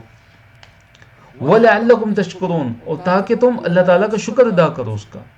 اللہ تعالیٰ کی کتنی بڑی بڑی نعمتیں ہیں، تو اللہ تعالیٰ کی نعمتوں پہ تم شکر ادا کرو، تاکہ بارش کا نزول، اور پھر جب بارش نازل ہو جاتی ہے اس کے بعد جو کھیتیاں جو ہیں، فصلیں لہلانا شروع ہو جاتی ہیں۔ وَلِيُذِيقَكُم مِّن رَحْمَتِهِ، یہ مراد ہے کہ تاکہ اللہ تعالیٰ تمہیں اپنی رحمت کا مزہ چکھائے، کہ بارش جب نازل ہوتی ہے اس کے بعد فصلیں لہلاتی ہیں، اور طرح طرح کی جو غلہ جات ہیں، اس طرح جو پھل ہیں، وہ اللہ تعالیٰ اس پانی کے ذریعے، بارش کے پانی کے ذریعے تمہارے لیے پیدا کرتے ہیں، نکالتے ہیں۔ تو یہ اللہ تعالیٰ کی رحمت ہے۔ اور پھر جو کشتیاں چلتی ہیں ہواؤں کی وجہ سے، موافق ہوائیں ہوتی ہیں تو کشتیاں چلتی ہیں، وہ اللہ تعالیٰ کے حکم سے چلتی ہیں۔ اور اسی طرح سمندر میں جو سمندری جہازوں کے ذریعے اور جو کشتیاں اس کے ذریعے تم جو تجارت کرتے ہو، اور ان کے ذریعے تم رزق کی طلب اور رزق کی تلاش جو ہے، رزق کو تلاش کرتے ہو، رزق کو حاصل کرتے ہو۔ اور فرمایا وَلَعَلَّكُمْ تَشْكُرُونَ، تاکہ تم شکر ادا کرو۔ تو یہ ساری کی ساری اللہ تعالیٰ کی نعمتیں ہیں۔ وَلَقَدْ أَرْسَلْنَا مِن قَبْلِكَ رُسُلًا إِلَىٰ قَوْمِهِمْ، وَلَقَدْ، اور البتہ تحقیق، ارسلنا، ہم نے بھیجے، من قبلک، آپ سے پہلے، رسولاً، رسول، إِلَىٰ قَوْمِهِمْ، ان کی قوموں کی طرف، فَجَاءُوهُمْ بِالْبَيِّنَاتِ، پس وہ ان کے پاس لے کر آئے، بالبینات، واضح جو نشانیاں ہیں وہ ان کے پاس لے کر آئے، واضح دلائل، معجزات، ایسے واضح جو دلیلیں کہ جو انبیاء کی سچائی پر دلالت کرتے تھے۔ فَانْتَقَمْنَا، پس ہم نے انتقام لیا، من الذین، ان لوگوں سے، اجرموا، جنہوں نے جرم کیا، کہ مجرمین سے پھر ہم نے کیا کیا، انتقام لیا۔ مجرمین کو ہم نے سزا دی، کہ جب رسولوں نے ان کے سامنے دعوت رکھی، جب ان کے سامنے توحید کو بیان کیا، جب جو ہے رسولوں نے اپنے اوپر ایمان لانے کی ان کو دعوت دی، اللہ تعالیٰ پر ایمان لانے کی دعوت دی، تو جب انہوں نے انکار کیا، تو پھر اللہ تعالیٰ نے مجرموں سے انتقام لیا، ان کو عذاب دے کر دنیا کے اندر ان کو تباہ و برباد کر دیا۔ اور پھر فرمایا وَكَانَ حَقًّا عَلَيْنَا نَصْرُ الْمُؤْمِنِينَ، وَكَانَ، اور ہے، حق علینا، ہم پر، نصر المؤمنین، مومنوں کی مدد کرنا، کہ مومنین کے لیے اللہ تعالیٰ کی مدد کا بیان ہے، کہ اللہ تعالیٰ کی جو مدد ہے وہ اہل ایمان کے ساتھ ہے، اللہ تعالیٰ اہل ایمان کی مدد کرتے ہیں۔ اور یہاں پہ اللہ تعالیٰ نے اہل ایمان کی مدد کو اپنے اوپر حق قرار دیا، کہ ہمارے اوپر یہ حق ہے، یعنی لازم ہے کہ ہم اہل ایمان کی مدد کریں، حالانکہ اللہ تعالیٰ کے اوپر تو کوئی حق نہیں ہے کسی کا، لیکن اللہ تعالیٰ کی عظیم رحمت ہے، اللہ تعالیٰ کی عظیم کرم نوازی ہے کہ اللہ تعالیٰ اس کو اپنے اوپر حق قرار دے رہا ہے، کہ اہل ایمان کی مدد کرنا ہم پہ حق ہے۔ آیت نمبر 48 میں اللہ تعالیٰ نے اپنی قدرت کی ایک عظیم نشانی کو بیان کیا، بارش برسنے کے عمل کی اللہ تعالیٰ نے تفصیل بیان کر دی، بادلوں کا بننا، اس طرح بارش کا برسنا، اس عمل کی جو تفصیل ہے اس آیت کے اندر اس کا بیان ہے۔ فرمایا اللہ الذی یرسل الرياح، کہ اللہ تعالیٰ وہ ذات ہے کہ جو ہواؤں کو بیچتا ہے، فتثیر سحابا، فرمایا کہ فتثیر، پس اٹھاتی ہیں وہ ہوائیں، سحابا، بادلوں کو، وہ ہوائیں جو ہیں وہ بادلوں کو اٹھا کر لے جاتی ہیں، فَيَبْسُطُهُ، پس وہ پھیلا دیتا ہے، یعنی بادل کو، فی السماء، آسمان پہ، کیف یشاء، جیسے وہ چاہتا ہے، یعنی اللہ تعالیٰ جو بادل ہے اس کو اللہ تعالیٰ آسمان پر پھیلا دیتا ہے، اللہ تعالیٰ بادل کو آسمان پر پھیلا دیتا ہے، کیف یشاء، جیسے وہ چاہتا ہے، وَيَجْعَلُهُ كِسَفًا، اور وہ بنا دیتا ہے اس کو، یعنی اس بادل کو، کسفا، ٹکڑے ٹکڑے، یعنی آسمان پر پھیلانے کے بعد کبھی اس کو ٹکڑے ٹکڑے کر دیتا ہے اس بادل کو. فتر الود کا پس تو دیکھتا ہے، اے دیکھنے والے، اے مشاہدہ کرنے والے، پس تو دیکھتا ہے الود کا بارش کو. ود کس سے کہتے ہیں؟ بارش کو کہتے ہیں. فتر الود کا پس اے دیکھنے والے تو دیکھتا ہے الود کا بارش کو، یخرجو وہ نکلتی ہے، من خلالی اس کے درمیان سے، بادل کے درمیان سے وہ بارش قطروں کی صورت میں کیا ہے وہ نکلتی ہے.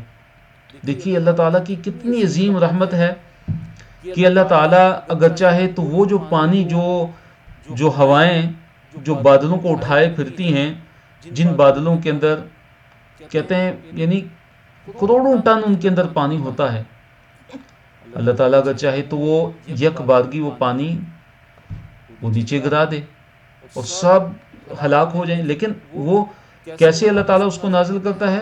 قطروں کی جو ہے وہ صورت کے اندر بارش کا نزول ہوتا ہے، اور جن لوگوں پہ جس علاقے پہ اللہ تعالیٰ چاہتا ہے ان پہ وہ نازل کرتا ہے. فَإِذَا پھر جب اصاب بھی پہنچاتا ہے اس کو اس بارش کو، مَن يَشَاءُ جنہیں چاہتا ہے من عبادی اپنے بندوں سے، اذا اچانک ہم وہ سب کے سب یستبشرون بہت زیادہ خوش ہو جاتے ہیں. تو مفہوم کیا ہے اس آیت کے اس ٹکڑے کا کہ یہ جو بارش ہے اللہ تعالیٰ اس کو یعنی اتارتا ہے، اللہ تعالیٰ اس بارش کو برساتا ہے اپنے بندوں میں سے، جن پہ چاہتا ہے جو ہے وہ اتارتا ہے، ان پہ برسا دیتا ہے. اب وہ کیا ہوتا ہے کہ جب بارش برستی ہے تو اذا ہم یستبشرون تو اچانک وہ انتہائی خوش ہو جاتے ہیں. جیسے کہ آپ دیکھتے ہیں کہ جب بارش نہیں ہو رہی ہوتی سارے مایوس ہوتے ہیں، سارے پریشان ہوتے ہیں، اور جو ہی بارش نازل ہوتی ہے، بارش اترتی ہے تو سارے خوش ہو جاتے ہیں اللہ تعالیٰ کی رحمت کو دیکھ کے.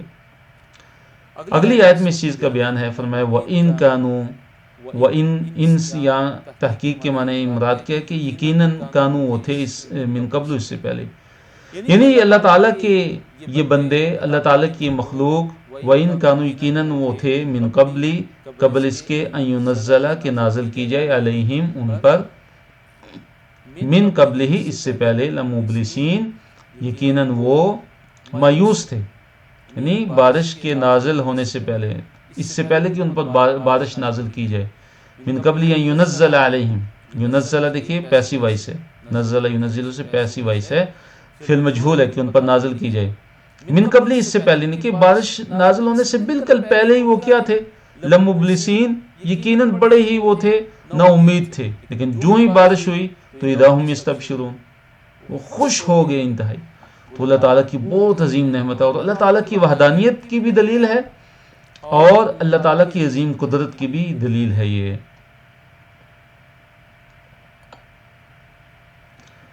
فانظر الى آثار رحمت اللہ کیف یحیی الارض بعد موتها، آیت نمبر 50. فانظر پس دیکھ، الى آثار رحمت اللہ، الى آثار نشانات، آثار نشانات کو کہتے ہیں، رحمت اللہ اللہ تعالیٰ کی رحمت. پس دیکھ اللہ تعالیٰ کے آثار، اللہ تعالیٰ کی رحمت کے نشانات کی طرف. اللہ تعالیٰ کی جو رحمت ہے اس کے جو آثار، اللہ تعالیٰ کی رحمت کے جو نشانات ہیں، جو علامات ہیں، وہ کیا ہیں کہ اللہ تعالیٰ کی رحمت سے مراد کیا ہے؟ بارش ہے. اور آثار اس کی جو نشانات کیا ہیں کہ بارش کے بعد جو پیدا ہونے والا جو غلہ ہے، جو اگتا ہے، جو مختلف قسم کے جو پھل وہ اگتے ہیں، جو سبزیاں جو اگتی ہیں، جو غلہ جات جو اگتے ہیں زمین سے، تو یہ مراد ہیں، یہ آثار ہیں. اور رحمت اللہ اللہ تعالیٰ کی رحمت سے مراد کیا ہے؟ بارش. کہ کیف یحیی الارض کیسے وہ زندہ کرتا ہے زمین کو، بعد موتی اس کی موت کے بعد، کیسے اللہ تعالیٰ زمین کو اللہ تعالیٰ زمین کو زندہ کر دیتا ہے اس کی موت کے بعد. فرمایا ان ذالک لمحیی الموتى، ان ذالک بے شک یہ، لمحیی یقیناً زندہ کرنے والا ہے، الموتى مردوں کو، بے شک یہ اللہ تعالیٰ مردوں کو زندہ کرنے والا ہے. تو دیکھیے بارش کے ساتھ مردہ زمین کے زندہ کر دینے کو قیامت کے دن مردوں کو زندہ کرنے کے لیے بطور دلیل کے پیش کیا اللہ تعالیٰ نے، کہ جیسے گویا کہ تمہارے سامنے روزانہ مردے زندہ ہو رہے ہیں کہ کیسے یہ زمین بالکل ویران ہوتی ہے، بالکل بنجر ہوتی ہے، اور پھر اس پہ اللہ تعالیٰ کی رحمت، بارش کا نزول ہوتا ہے، بارش برستی ہے، پھر کیا ہوتا ہے، فصلیں پکتی ہیں، فصلیں لہلانا شروع ہو جاتی ہیں، پھر طرح طرح کے غلے نکلتے ہیں. تو تمہارے سامنے ہے، دیکھیں کیسے اللہ تعالیٰ زمین سے جو ہے وہ نکالتا ہے مختلف قسم کی جو نباتات ہیں ان کو، اور زمین کو اللہ تعالیٰ زندہ کرتا ہے. تو یہی اللہ تعالیٰ قیامت کے دن مردوں کو بھی زندہ کرے گا. اللہ تعالیٰ کے لیے مشکل نہیں ہے. وہ اعلیٰ کل شیء قدیر، اور وہ اللہ تعالیٰ ہر چیز پہ کیا ہے، قادر ہے. وَلَئِنْ أَرْسَلْنَا رِيحًا فَرَأَوْهُ مُصْفَرًّا، وَلَئِنْ اور یقیناً اگر، ارسلنا ہم بھیج دیں، ریحًا ہوا، فَرَأَوْهُ فَپس رَأَوْ دیکھ لیں وہ، ہو اس کو یعنی اس کھیتی کو، مصفرًا زرد، یعنی اس کھیتی کو زرد جو ہے وہ زرد پڑی ہوئی دیکھ لیں. یعنی ہم اس کھیتی پہ کوئی ایسی انتہائی گرم یا انتہائی ٹھنڈی ہوا بھیج دیں کہ وہ ساری کی ساری وہ کھیتی اور وہ فصل کیا ہو، تباہ ہو جائے، زرد ہو جائے. تو پھر کیا ہو جائے گا، لَظَلُّوا یقیناً وہ ہو جائیں گے، من بعدہ اس کے بعد، یکفرون ناشکری کرنے والے، ناشکری پہ اتر آئیں گے. یعنی بارش سے خوش ہونے والے کہ جب بارش نازل ہوئی تو خوش ہو گئے، اور فرمایا اللہ تعالیٰ نے کہ اگر اسی ہم کھیتی کو، انہی فصلوں کو اگر ہم کوئی انتہائی گرم ہوا، انتہائی ٹھنڈی ہوا اس پہ بطور عذاب کے بھیج دیں، اور وہ ساری کی ساری کھیتی کو اور ان فصلوں کو کیا کرے، تہس نہس کر دے، ان کو بالکل زرد کر دے، تو ان لوگوں کا کیا حال ہوگا کہ جو پہلے بڑے خوش ہو رہے تھے. فرمایا لَظَلُّوا مِن بَعْدِ يَكْفُرُونَ، تو وہ واپس کیا ہو جائیں گے، وہ کفر کرنے والے ہو جائیں گے. لَظَلُّوا یقیناً وہ ہو جائیں گے، من بعد اس کے بعد، یکفرون ناشکری کرنے والے، یعنی ناشکری ہو جائیں گے، ناشکری پر اتر آئیں گے. تو یہ اکثر جو کفار ہیں، جو مشرکین ہیں، جو اللہ تعالیٰ کے نافرمان لوگ ہیں، یہ ان کی روش کا بیان ہے، یہ ان کے وتیرے کا بیان ہے، یہ ان کے طرز عمل کا بیان ہے، یہ ان کی بری صفت کا بیان ہے کہ جب اللہ تعالیٰ کی نعمت ملتی ہے تو پھولے نہیں سماتے، تکبر کرنا شروع ہو جاتے ہیں، اترانا شروع ہو جاتے ہیں، اور جو ہی کوئی مصیبت آتی، پریشانی آتی ہے تو فوراً ناشکریاں کرنا شروع کر دیتے ہیں. لیکن جیسے میں نے پہلے ذکر کیا، جو اہل ایمان ہیں ان کا طرز عمل کیسا ہوتا ہے، وہ ہم کو اپنانا ہے. تو ان آیات سے یہ ہمارے لیے سب سے بڑا سبق ہے کہ ہمارا جو طرز عمل ہے وہ کیا ہونا چاہیے کہ جب اللہ تعالیٰ کی نعمتیں ہیں، اللہ تعالیٰ ہمیں عطا کریں، تو ہم اللہ تعالیٰ کی نعمتوں کا شکر ادا کرنے والے ہوں. اور اسی طرح اگر کوئی پریشانی آ جائے، کوئی مصیبت آ جائے، تو ہم ان پریشانیوں پہ، ان مصیبتوں پہ صبر کرنے والے بن جائیں. آیت نمبر 52 میں ہے کہ اے نبی صلی اللہ علیہ وسلم، آپ مردوں کو نہیں سنا سکتے، اور نہ ہی آپ بہروں کو سنا سکتے ہیں کہ وہ بہرے کہ جب وہ پیٹ پھیر کے جو ہے وہ جا رہے ہوں، جب وہ پیٹ پھیر کے کیا ہو رہے ہوں، وہ لوٹ جائیں، وہ لوٹ رہے ہوں. اے نبی صلی اللہ علیہ وسلم، آپ جو ہے یہ کفار مکہ ہیں، یہ جو مشرکین مکہ ہیں، یہ گویا کہ مردے ہیں. یہ کیا ہیں، یہ بالکل مردے ہیں، اور یہ بالکل جو ہیں یہ بہرے ہیں. اور بہرے بھی ایسے کہ جو حق بات کو محسوس کرتے ہی کیا ہو جاتے ہیں، بھاگ کھڑے ہوتے ہیں. یعنی ایک تو بہرا ہے کہ جو سامنے دیکھ رہا ہے، یہ وہ والے بہرے بھی نہیں ہیں، بلکہ یہ ایسے بہرے ہیں کہ جو حق کو سنتے ہی کیا کرتے ہیں، پیٹ پھیر کر لوٹ جاتے ہیں. تو ایسے لوگوں کو آپ کیسے سنا سکتے ہیں؟ ایسے لوگوں کو آپ نہیں سنا سکتے کہ جو مردے ہیں، کہ جو فہم و شعور سے کیا ہیں، وہ عاری ہیں، جو آپ کی واعظ و نصیحت کو قبول کرنے والے نہیں ہیں. تو اس میں ان کفار کو تشبیہ دی گئی ہے مردوں کے ساتھ اور بہروں کے ساتھ، کہ جیسے جو مردہ ہوتا ہے وہ سن نہیں سکتا، اس کے اندر کوئی شعور نہیں ہوتا، اس کے اندر کوئی فہم نہیں ہوتا، اسی طرح جو بہرا ہے وہ بھی سننے سے قاصر ہوتا ہے، وہ سن نہیں سکتا. تو ایسے مردوں کو اور ایسے بہروں کو، کہ وہ بہرے کہ جو پیٹ پھیر کر جا رہے ہوں، لوٹ رہے ہوں، تو ان کو نہیں سنایا جا سکتا. تو اسی طرح ان کفار مکہ کو بھی اے نبی صلی اللہ علیہ وسلم آپ نہیں سنا سکتے. یعنی آپ کا جو وعظ ہے، آپ کی جو تبلیغ ہے، آپ کی جو نصیحت ہے، ان پر اثر کرنے والی نہیں ہے. تو اللہ نے فرمایا فَإِنَّكَ پس یقیناً آپ، اے نبی صلی اللہ علیہ وسلم لا تسمعوا آپ نہیں سناتے الموتى مردوں کو، یعنی مراد کون ہے؟ یہ کفار ہیں. ولا تسمعوا اور آپ نہیں سناتے الصم بہروں کو، الدعاء پکار، آپ اپنی پکار ان بہروں کو بالکل نہیں سنا سکتے. اذا جب ولوا جب وہ لوٹیں، مدبرین پیٹ پھیر کر، جب وہ پیٹ پھیر کر یہ بہرے جو ہیں یہ جب لوٹ رہے ہوں تو آپ ان کو اپنی پکار نہیں سنا سکتے. تو یہ گویا کہ مردے ہیں اور یہ بہرے ہیں اور یہ آپ کی دعوت کو قبول کرنے والے نہیں ہیں، آپ کی واعظ و نصیحت ان پر جو ہے وصل کرنے والی نہیں ہے. وما انت بهادي العمي عن ضلالتهم وما انت نہیں ہے اے نبی صلی اللہ علیہ وسلم آپ بهادي العمي اندھوں کو ہدایت دینے والے، اندھوں کو سیدھے راستے کی طرف لانے والے، عن ضلالتهم ان کی گمراہی سے. تو یہاں اندھوں سے کون مراد ہے؟ یہ کفار ہیں کہ جو دل کے اندھے ہیں. تو اللہ نے نبی علیہ الصلوۃ والسلام کو فرمایا کہ آپ ان اندھوں کو جو دل کے اندھے ہو چکے ہیں، حالانکہ ظاہری طور پہ تو یہ کفار مکہ مشرکین مکہ تو یہ تو دیکھنے والے تھے، سننے والے تھے، یعنی ان کی جو بصارت کی جو قوتیں تھیں اور سننے کی قوتیں ان کے اندر موجود تھیں، لیکن ان کے جو دل تھے وہ مردہ تھے. تو یہ فرمایا کہ وما انت بهادي العمي عن ضلالتهم ان کی جو ضلالت ہے آپ ان سے، ان کی گمراہی سے ان کو دور، ان کو ہدایت پر نہیں لا سکتے. ان تسمعوا اب جو ہے صرف اہل ایمان ہیں وہی اطاعت کرنے والے ہیں. یعنی اے نبی صلی اللہ علیہ وسلم آپ کن کو سنا سکتے ہیں؟ آپ انہی کو سنا سکتے ہیں کہ جو ہماری آیتوں پر ایمان رکھنے والے ہیں اور وہ فرمانبردار بھی ہیں. فرمایا ان تسمعوا نہیں آپ سناتے، ان یا نفی کے معنی میں نہیں آپ سناتے، الا مگر من جو یؤمن جو ایمان لاتا ہے، بآیاتنا ہماری آیتوں پہ، جو ہماری آیتوں پر ایمان لاتا ہے آپ اسی کو سنا سکتے ہیں. فہم مسلمون پس وہ مسلمون مسلم کی جمع ہے، پس وہ اطاعت والے ہیں، فرمانبرداری کرنے والے بھی ہیں. تو یہ جو اہل ایمان ہیں اور جن کے اندر اطاعت کا جذبہ کوٹ کوٹ کر بھرا ہوا ہے، جو فرمانبردار ہیں، یہی جو ہے وہ آپ کی بات سنتے ہیں، یہی انہی کو آپ اپنی بات سنا سکتے ہیں.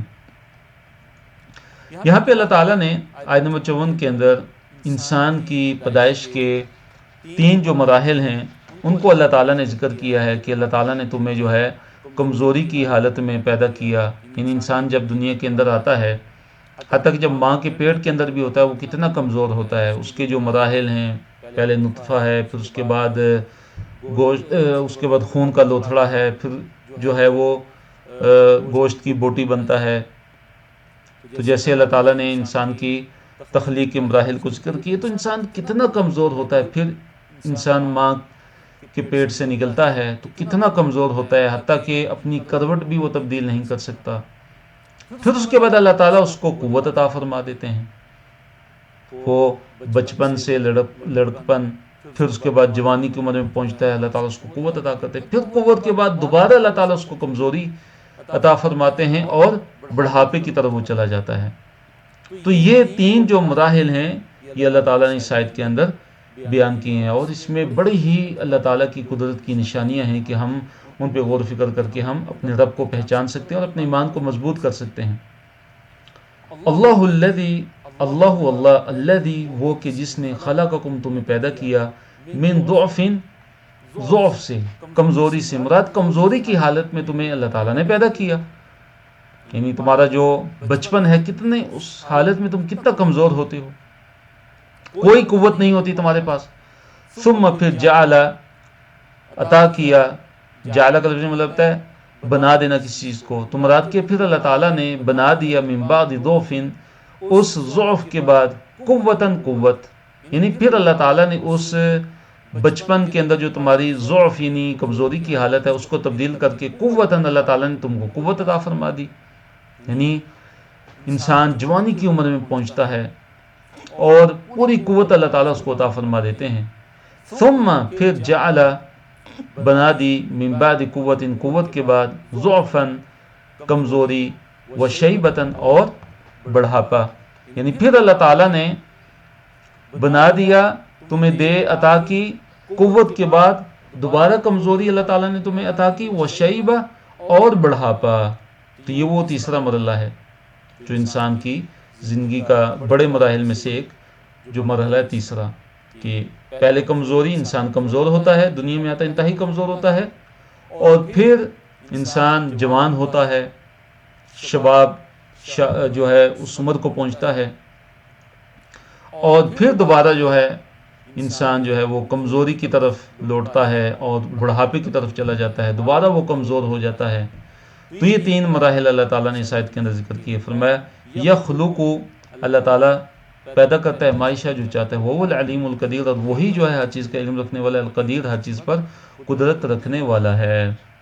قیامت کا بیان ہے اور مجرمین کی قسمیں ان کا ذکر ہے، اور دنیا میں ایک گھڑی سے زیادہ نہیں رہے، اس چیز کا بیان ہے کہ قیامت کا جب دن ہوگا، جب قیامت قائم ہوگی، تو مجرم جو ہے وہ قسمیں کھا کھا کر کہیں گے کہ ہم دنیا کے اندر ایک گھڑی سے زیادہ ہم رہے ہی نہیں ہیں۔ تو یہ جھوٹی قسمیں وہ کھائیں گے قیامت کے دن۔ وَيَوْمَ، جس دن تقوم قائم ہوگی، الساعۃ گھڑی، یعنی قیامت کی گھڑی جب قائم ہوگی، یعنی کہ جب قیامت قائم ہوگی، یقسم قسمیں کھائیں گے المجرمون، مجرم لوگ قیامت کے دن قسمیں کھائیں گے۔ کس چیز کی قسمیں کھائیں گے؟ کہ ما لبثوا، وہ نہیں ٹھہرے رہے، غیر الساعہ، ایک گھڑی کے علاوہ، یعنی وہ یہ قسمیں کھائیں گے کہ دنیا کے اندر تو وہ ایک گھڑی کے علاوہ جو ہے، ایک گھڑی کے سوا وہ نہیں ٹھہرے رہے، یعنی کہ دنیا کے اندر وہ صرف ایک گھڑی وہ رہے ہیں، تھوڑا سا وقت وہ رہے ہیں۔ تو یہ قیامت کے دن وہ قسمیں کھا کھا کر کہیں گے۔ تو اللہ تعالیٰ نے کیا فرمایا؟ کذالک، اسی طرح، کانوا، تھے وہ، یؤفکون، بہکائے جاتے تھے۔ یؤفکون فعل مجہول ہے، پیسو وائس ہے۔ فرمایا اللہ تعالیٰ نے کہ اسی طرح وہ کیا تھے، جو ہے وہ دنیا کے اندر بھی وہ بہکائے جاتے تھے، اسی طرح دنیا میں بھی وہ غلط اندازے لگایا کرتے تھے، جھوٹ بولا کرتے تھے، انبیاء کی تکذیب کرتے تھے۔ تو مراد یہ ہے کہ جب قیامت کا دن ہوگا تو مجرم جو لوگ ہیں وہ قسمیں کھا کھا کر کہیں گے کہ دنیا کے اندر تو وہ ایک گھڑی کے علاوہ ٹھہرے نہیں تھے۔ مطلب یہ ہے کہ وہ کہیں گے کہ ہمیں تو دنیا کے اندر انتہائی تھوڑا سا وقت ملا ہے، اور ہم تو معذور ہیں، ہمارا تو یہ بہانہ ہے، ہمارے پاس تو یہ ایک عذر ہے کہ ہم پہ تو حجت ہی قائم نہیں ہوئی، ہم پہ تو حجت ہی پوری نہیں ہوئی، ہمیں تو علم ہی نہیں، ہمیں تو پتہ ہی نہیں چلا، ہمیں تو توحید کا پتہ نہیں چلا، ہمیں تو رسالت کا پتہ نہیں چلا تھا، ہمیں تو انتہائی تھوڑا سا وقت دنیا کے اندر دیا گیا ہے۔ تو وہ قسمیں کھا کھا کر یہ کہیں گے، اور اس لیے وہ کہیں گے کہ ہو سکتا ہے یہ بات کر کے وہ اللہ تعالیٰ کے عذاب سے بچ جائیں، تو اس لیے جھوٹی قسمیں کھائیں گے۔ حالانکہ ان کو پتہ ہوگا کہ دنیا کے اندر وہ، یعنی کہ ایک گھڑی کے علاوہ، جو یہ کہہ رہے ہیں کہ ہم ایک گھڑی کے علاوہ نہیں ٹھہرے، تو ان کو پتہ ہوگا کہ وہ دنیا کے اندر زیادہ عرصہ ٹھہرے ہیں، لیکن یہ اتنا تھوڑا سا وقت، اس لیے وہ اس بات پہ قسم کھائیں گے کہ دنیا کے اندر اتنا تھوڑا سا جو ہم رہے کہ ایک گھڑی کے سوا ہم بالکل نہیں ٹھہرے رہے، اس لیے کہ ہو سکتا ہے یہ جھوٹی قسمیں ان کو اللہ تعالیٰ کے عذاب سے بچا لیں، لیکن ایسا بالکل نہیں ہوگا، ان کی جھوٹی قسمیں ان کو اللہ تعالیٰ کے عذاب سے بچانے والی بالکل نہیں۔ تو اللہ تعالیٰ نے کیا جواب دیا کہ کذالک کانوا یؤفکون، اسی طرح وہ جو ہے وہ بہکائے جاتے تھے دنیا کے اندر بھی، حق سے پھیرے جاتے تھے، جو رسول حق لے کر آئے تھے ان کی یہ تکذیب کرتے تھے، دنیا کے اندر بھی جیسے یہ تکذیب کرتے رہے ہیں، دنیا میں غلط اندازے لگاتے رہے، جھوٹ گڑتے رہے ہیں، تو قیامت کے دن بھی دنیا کے اندر طویل مدت تک جو رہنے کا انکار کر دیں گے، قیامت کے دن بھی انکار کریں گے یہ کہ ہم دنیا کے اندر جو ہے طویل وقت کے لیے نہیں رہے۔ حالانکہ اللہ تعالیٰ نے دنیا کے اندر اتنا وقت دیا کہ جو سمجھنے والا ہے وہ سمجھ سکے، جو ایمان لانے والا وہ ایمان لا سکے، دنیا کے اندر اللہ تعالیٰ نے ان پر حجت کو قائم کر دیا۔ اب جو ہے اہل ایمان، ان لوگ، وہ لوگ کہ جن کو علم دیا گیا، جو ایمان دیے گئے، یعنی جو مومنین ہیں، جو اہل علم ہیں اور اہل ایمان ہیں، اب وہ قیامت کے دن ان مجرمین کو کیا جواب دیں گے؟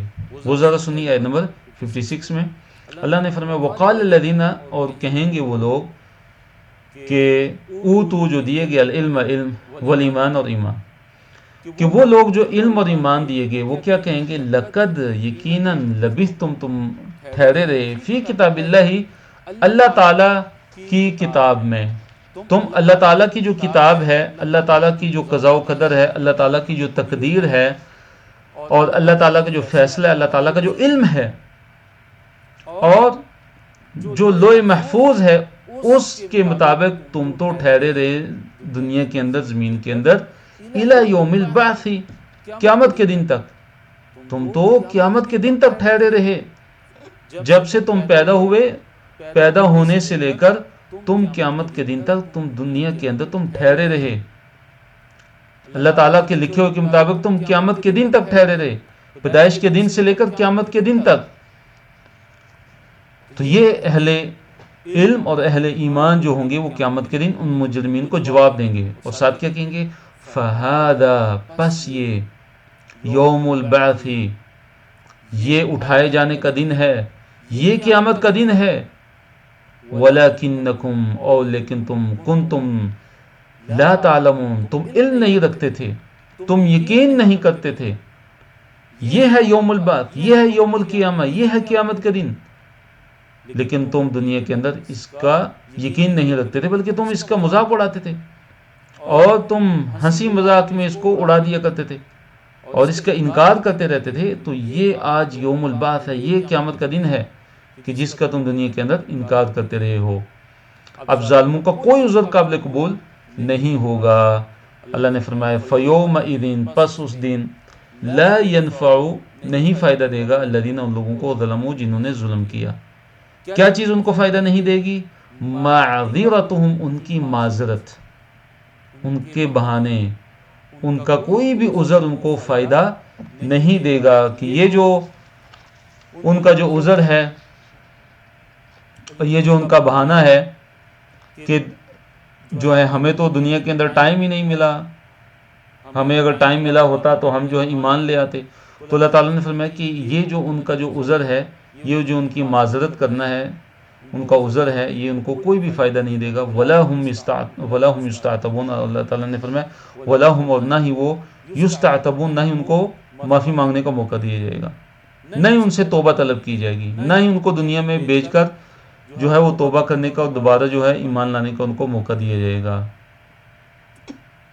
وَلَقَدْ ضَرَبْنَا لِلنَّاسِ فِي هَذَا الْقُرْآنِ مِنْ كُلِّ مَثَلٍ، یہاں پہ اللہ تعالیٰ نے فرمایا کہ ہم نے قرآن میں ہر قسم کی جو ہے وہ مثالیں ہم نے قرآن کے اندر بیان کر دیں، حق کو باطل سے واضح کرنے کے لیے ہر طرح کی جو ہے مثال اللہ تعالیٰ نے قرآن کے اندر کیا کر دی؟ بیان کر دی. فرمایا وَلَقَدْ، اور بلا شبہ یقیناً، ضَرَبْنَا، ہم نے بیان کی، لِلنَّاسِ، لوگوں کے لیے، فی هذا القرآن، اس قرآن میں، من کل مثل، ہر طرح کی مثال، اس قرآن کے اندر ہم نے ہر طرح کی مثال کو ہم نے بیان کری ہے. وَلَئِن جِئْتَهُم بِآیَةٍ، اور یقیناً اگر آپ ان کے پاس کوئی نشانی اگر لے کر آتے ہیں، ان مشرکین کے پاس، ان کفار مکہ کے پاس، تو یہ کیا کہیں گے؟ لَيَقُولُنَّ الَّذِينَ كَفَرُوا، لَيَقُولَنَّ، ضرور کہیں گے، الَّذِينَ، وہ لوگ، کفروا، جنہوں نے کفر کیا، اِنْ أَنْتُمْ، تم نہیں ہو، إِلَّا، مگر، مبتلون، جھوٹے ہو. یعنی اے نبی صلی اللہ علیہ وسلم، آپ اگر ان کے پاس کوئی بھی نشانی اگر آپ ان کے پاس لے کر آتے ہیں، کوئی بھی نشانی اگر آپ ان کے پاس لے کر آتے ہیں، تو یہ آپ کو جھوٹا کہہ دیں گے. آپ کو کیا کہیں گے؟ ان انتم، نہیں ہو تم، الا، مگر، مبتلون، باطل پرست ہو تم، نعوذ باللہ، جھوٹے ہو. تو کیا پتہ چلا اس آیت سے کہ جو کفار ہیں وہ اللہ تعالیٰ کی آیات کا انکار کرنے والے ہیں. کوئی بھی آیت، کوئی بھی معجزہ، کوئی بھی نشانی ان کے پاس لے کر جائی جائے تو اس کا انکار کریں گے. پھر میں کذالک، اسی طرح، یتبع، جو مہر لگا دیتا ہے اللہ تعالیٰ، علی قلوب الذین، ان لوگوں کے دلوں پہ، کہ لا یعلمون، کہ جو علم نہیں رکھتے. کذالک، اسی طرح، یتبع، مہر لگا دیتا ہے اللہ تعالیٰ، علی قلوب الذین، ان لوگوں کے دلوں پہ، کہ لا یعلمون، جو علم نہیں رکھتے. جو کس چیز کا علم نہیں رکھتے؟ اس کی حقیقت کا علم نہیں رکھتے. کہ نبی صلی اللہ علیہ وسلم، جو آپ ان کے پاس اللہ تعالیٰ کی طرف سے جو آپ آیات لے کر آئے ہیں، جو آیات بینات آپ اللہ تعالیٰ کے پاس سے لے کر آئے ہیں، اور جو ان کے لیے عبرتیں ہیں، تو وہ آپ جو ان کے سامنے پیش کرتے ہیں اللہ تعالیٰ کی واضح آیات، تو ان لوگوں کو ان کا علم نہیں ہے. فصبر، پس صبر کیجئے، اے نبی صلی اللہ علیہ وسلم، پس آپ صبر کیجئے، ان کی، اپنی قوم کفار مکہ کی جو اذیتیں ہیں، جو تکذیب آپ کی کرتے ہیں، اس پر آپ صبر کیجئے. ان وعد اللہ حق، بے شک اللہ تعالیٰ کا جو وعدہ ہے، یعنی آپ کی مدد کا، آپ کی تمکین کا، وہ بالکل کیا ہے، حق سچا ہے، وہ حق ہے۔ اے نبی صلی اللہ علیہ وسلم آپ جو ہے آپ ڈٹے رہیں اپنے موقف پہ اور خوب مضبوط ہو کے، اور حق سے بالکل نہ انحراف کرنا ہے اور نہ ہی حق کو چھوڑنا ہے۔ اور پھر فرمایا وَلَا يَسْتَخِفَّنَّكَ الَّذِينَ لَا يُوقِنُونَ، وَلَا يَسْتَخِفَّنَّكَ، اور ہرگز آپ کو ہلکا یعنی بے وزن نہ کر دیں۔ یستخف ولا یستخفنک، استخف یہ جو ہے استخف استخف سے فعل مضارع ہے، تو خفیف اسی سے ہلکا، تو فرمایا ولا یستخفنک کہ ہرگز آپ کو ہلکا نہ کر دیں یہ مشرکین، یہ کفار، الذین وہ لوگ کہ لا یوقنون جو یقین نہیں رکھتے، جو آخرت پر یقین نہیں رکھتے، یہ آپ کو بالکل ہلکا نہ کر دیں۔ کیا مراد ہے؟ آپ کو بے وزن نہ کر دیں، آپ کو ہلکا نہ کر دیں کہ کسی موقع پہ آپ کو کہیں غضبناک کر کے آپ کو ہلکا نہ کر دیں کہ آپ جو ہے صبر کا دامن ہاتھ سے کہیں چھوڑ دیں، بلکہ آپ نے کیا کرنا ہے، ہمیشہ صبر کرنا ہے، یا مداہنت پر آپ کو کہیں مجبور نہ کر دیں آپ کو۔ تو اس لیے اے نبی صلی اللہ علیہ وسلم آپ صبر کیجئے کہ بے شک اللہ تعالیٰ کا جو وعدہ ہے وہ بالکل برحق ہے۔ تو الحمدللہ اللہ تعالیٰ کے فضل و کرم سے سورہ روم مکمل ہوئی، تو اس کے بعد ہم جو ہے سورہ لقمان ہم انشاءاللہ شروع کرتے ہیں، اور اس کا ہم انشاءاللہ تعاون پڑھتے ہیں، اس کا جو تعارف ہے اس کو ہم انشاءاللہ پڑھتے ہیں۔ تو سورہ لقمان کا جو تعارف ہے، نام اور اوجہ تسمیہ، یہ مکی صورت ہے جس کی آیات کی تعداد 34 ہے، اور صورت کا نام آیت نمبر 12 کی مناسبت سے سورہ لقمان رکھا گیا ہے۔ سورہ لقمان کے موضوعات کی طرف آتے ہیں۔ شروع کی جو 9 آیات ہیں ان میں قرآن کے بارے میں کہ قرآن ہدایت ہے اس کا تذکرہ ہے، متقین کی صفات کا بیان ہے، اور قرآن کا اللہ تعالیٰ کی آیات کا مذاق اڑانے والوں کا تذکرہ ہے۔ آیت نمبر 10 اور 11 میں اللہ تعالیٰ کی وحدانیت کے دلائل ہیں۔ آیت نمبر 12 سے 19 تک میں لقمان الحکیم کی اپنے بیٹے کی جو نصیحت ہے اس کا بیان ہے۔ آیت نمبر 20 سے 25 میں اللہ تعالیٰ کی نعمتوں کا تذکرہ ہے، مشرکوں کی سرکشی کا بیان ہے، اور موحد مومنوں کی فلاح کا ذکر کیا گیا ہے۔ اور آیت نمبر 26 سے 32 میں اللہ تعالیٰ کی قدرت، اللہ تعالیٰ کے کلمات، اللہ تعالیٰ کی آیات، نعمتوں اور کافروں کا کے انکار کا تذکرہ ہے۔ آخر کی جو 4 آیات ہیں ان میں اللہ تعالیٰ نے سورہ لقمان کے اندر قیامت کے بارے میں، دعوت فکر اور علم الغیب کا صرف اللہ تعالیٰ کے ساتھ خاص ہونے کا بیان کیا ہے۔ جی، تو پہلا جو اشارہ ہے اس کے موضوعات کی طرف آتے ہیں کہ قرآن حکمت کی کتاب ہے، محسنین کے لیے قرآن کیا ہے، وہ ہدایت ہے اور رحمت ہے۔ پھر محسنین کی بعض صفات کا بیان ہے کہ وہ نماز قائم کرنے والے ہیں، زکوٰۃ ادا کرنے والے ہیں، آخرت پر ایمان رکھنے والے ہیں، اور پھر جو ہے بیان کیا کہ یہ صفات جن کے اندر ہوں گی وہی لوگ ہدایت یافتہ ہیں اور کامیاب ہیں۔ تو اللہ نے فرمایا اعوذ باللہ من الشیطان الرجیم، بسم اللہ الرحمن الرحیم، الف لام میم، یہ حروف مقطعات ہیں کہ جن کو علیحدہ علیحدہ کر کے پڑھا جاتا ہے، اور ان کا جو معنی اور مطلب ہے وہ اللہ تعالیٰ کے علاوہ کوئی بھی نہیں جانتا۔ تو آیت نمبر 2، تلک آیات الکتاب الحکیم، اللہ نے فرمایا تلک، یہ آیات الکتاب الحکیم، یہ حکمت والی کتاب کی آیات ہیں۔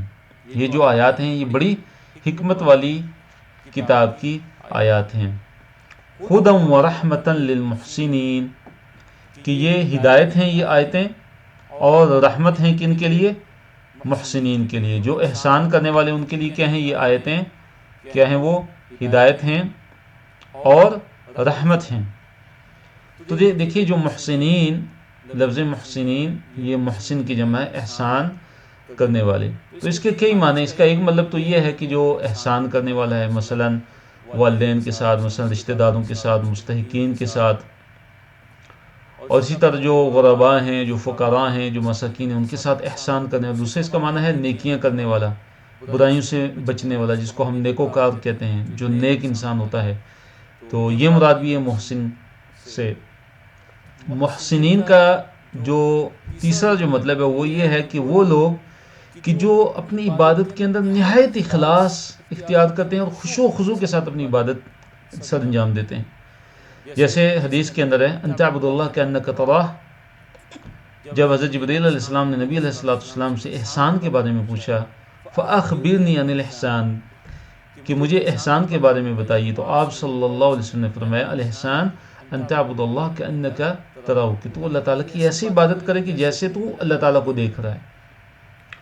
تو یہ 3 معنی ہیں احسان کے۔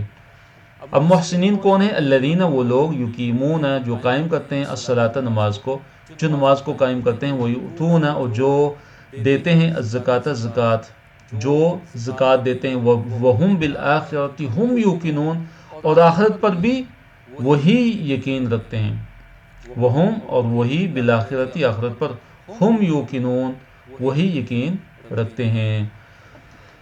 تو محسنین کا تذکرہ، متقین کا تذکرہ اللہ تعالیٰ نے کیا ہے ان آیات کے اندر۔ پھر اللہ تعالیٰ نے فرمایا ان کی جزا کے بارے میں، اولئک، یہ لوگ، علی ھدی من ربہم، یہ ہدایت پر ہیں اپنے رب کی طرف سے۔ یہ جو لوگ ہیں یہ اپنے رب کی طرف سے کس پہ ہیں؟ یہ لوگ اپنے رب کی طرف سے کیا ہیں؟ ہدایت پہ ہیں، اپنے رب کی طرف سے سراسر جو ہے ہدایت پہ۔ وَأُولَئِكَ هُمُ الْمُفْلِحُونَ، اور یہی وہ لوگ ہیں کہ جو فلاح پانے والے ہیں۔ جو فلاح ہے، کامیابی ہے، چاہے دنیا کی کامیابی ہو چاہے آخرت کی کامیابی ہو، یہ جو فلاح ہے یہ انہی کے لیے ہے۔ تو آگے اللہ تعالیٰ نے فرمایا، آیت نمبر 6، یہ بڑی ہی اہم آیت ہے، اور اس کے اندر تذکرہ ہے ان لوگوں کا کہ جو غافل کر دینے والی بات کو خریدتے ہیں۔ جو کس کو خریدتے ہیں؟ جو غافل کر دینے والی بات کو جو ہے خریدتے ہیں۔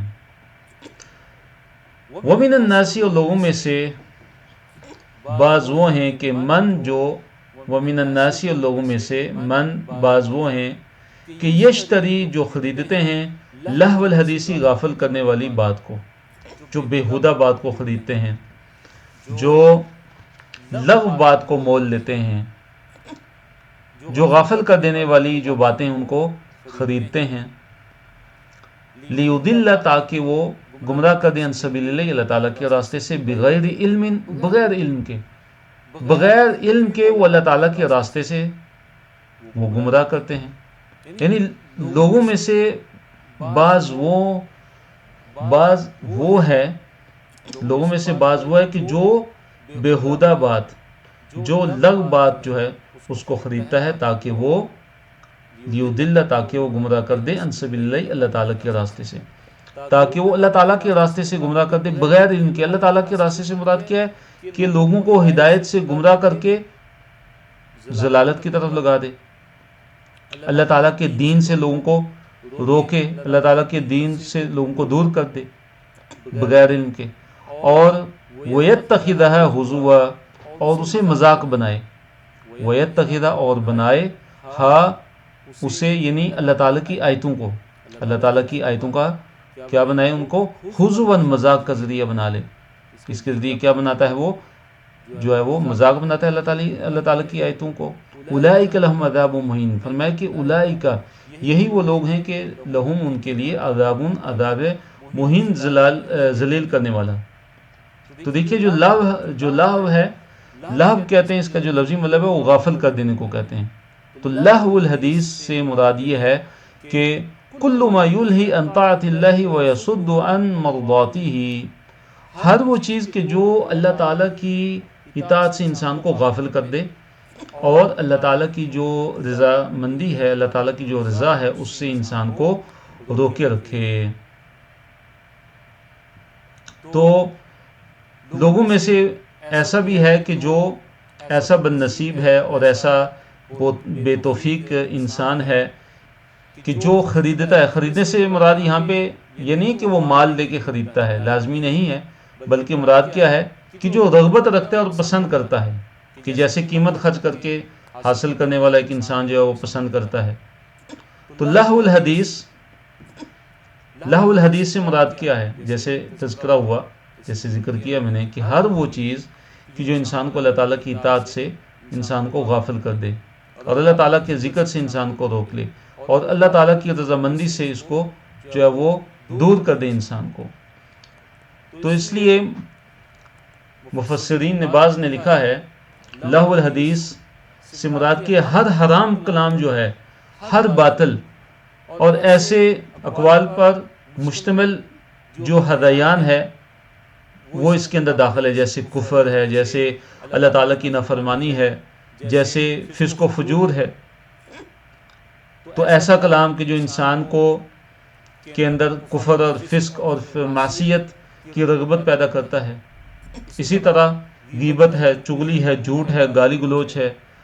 اور دیکھیے اس کے اندر بعض مفسرین نے لہو الحدیث سے خصوصی طور پہ گانا بجانا جو ہے اس سے مراد لیا ہے. گانا بجانا جو ہے اس سے مراد لیا ہے. خصوصی طور پہ بعض مفسرین نے گانا بجانا اس سے مراد لیا ہے کہ جو انسان جو ہے وہ گانا بجانا جو ہے وہ گانے سنتا ہے اور یہ پھر اس کو اللہ تعالیٰ کے راستے سے وہ دوسروں کو بھی روکتا ہے اور اللہ تعالیٰ کی آیات کو جو ہے وہ مذاق بنا لیتا ہے. تو ایسے لوگوں کے لیے اللہ تعالیٰ نے کیا جو وحید ہے وہ ارشاد فرمائی کہ ان لوگوں کے لیے عذاب مہین ہے، ذلیل کر دینے والا عذاب ہے.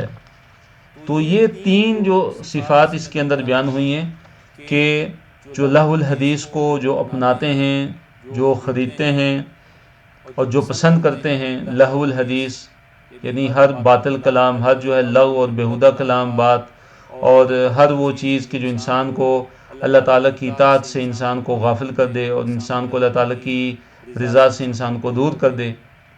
اور اسی طرح جو دین سے روکنے والے، اللہ تعالیٰ کی آیات کو مذاق اڑانے والے. آگے ان کی کچھ اور صفات اللہ تعالیٰ نے ذکر کی ہیں. تو ایک حدیث ہے جو گانا بجانا اور گانے سننے اور گانے گانے اور ان چیزوں کی مذمت پہ ہے. سنن ابن ماجہ کے اندر ہے، نبی علیہ الصلوۃ والسلام نے فرمایا کہ میری امت کے کچھ لوگ جو ہے وہ شراب پئیں گے اور اس کا اصل جو نام ہے اس کے بجائے اس کو کوئی اور نام رکھ لیں گے. ان کے سامنے گانے بجائے جائیں گے، ان کے سامنے باجے بجائے جائیں گے اور گانے والیاں ان کے سامنے گانے گائیں گی.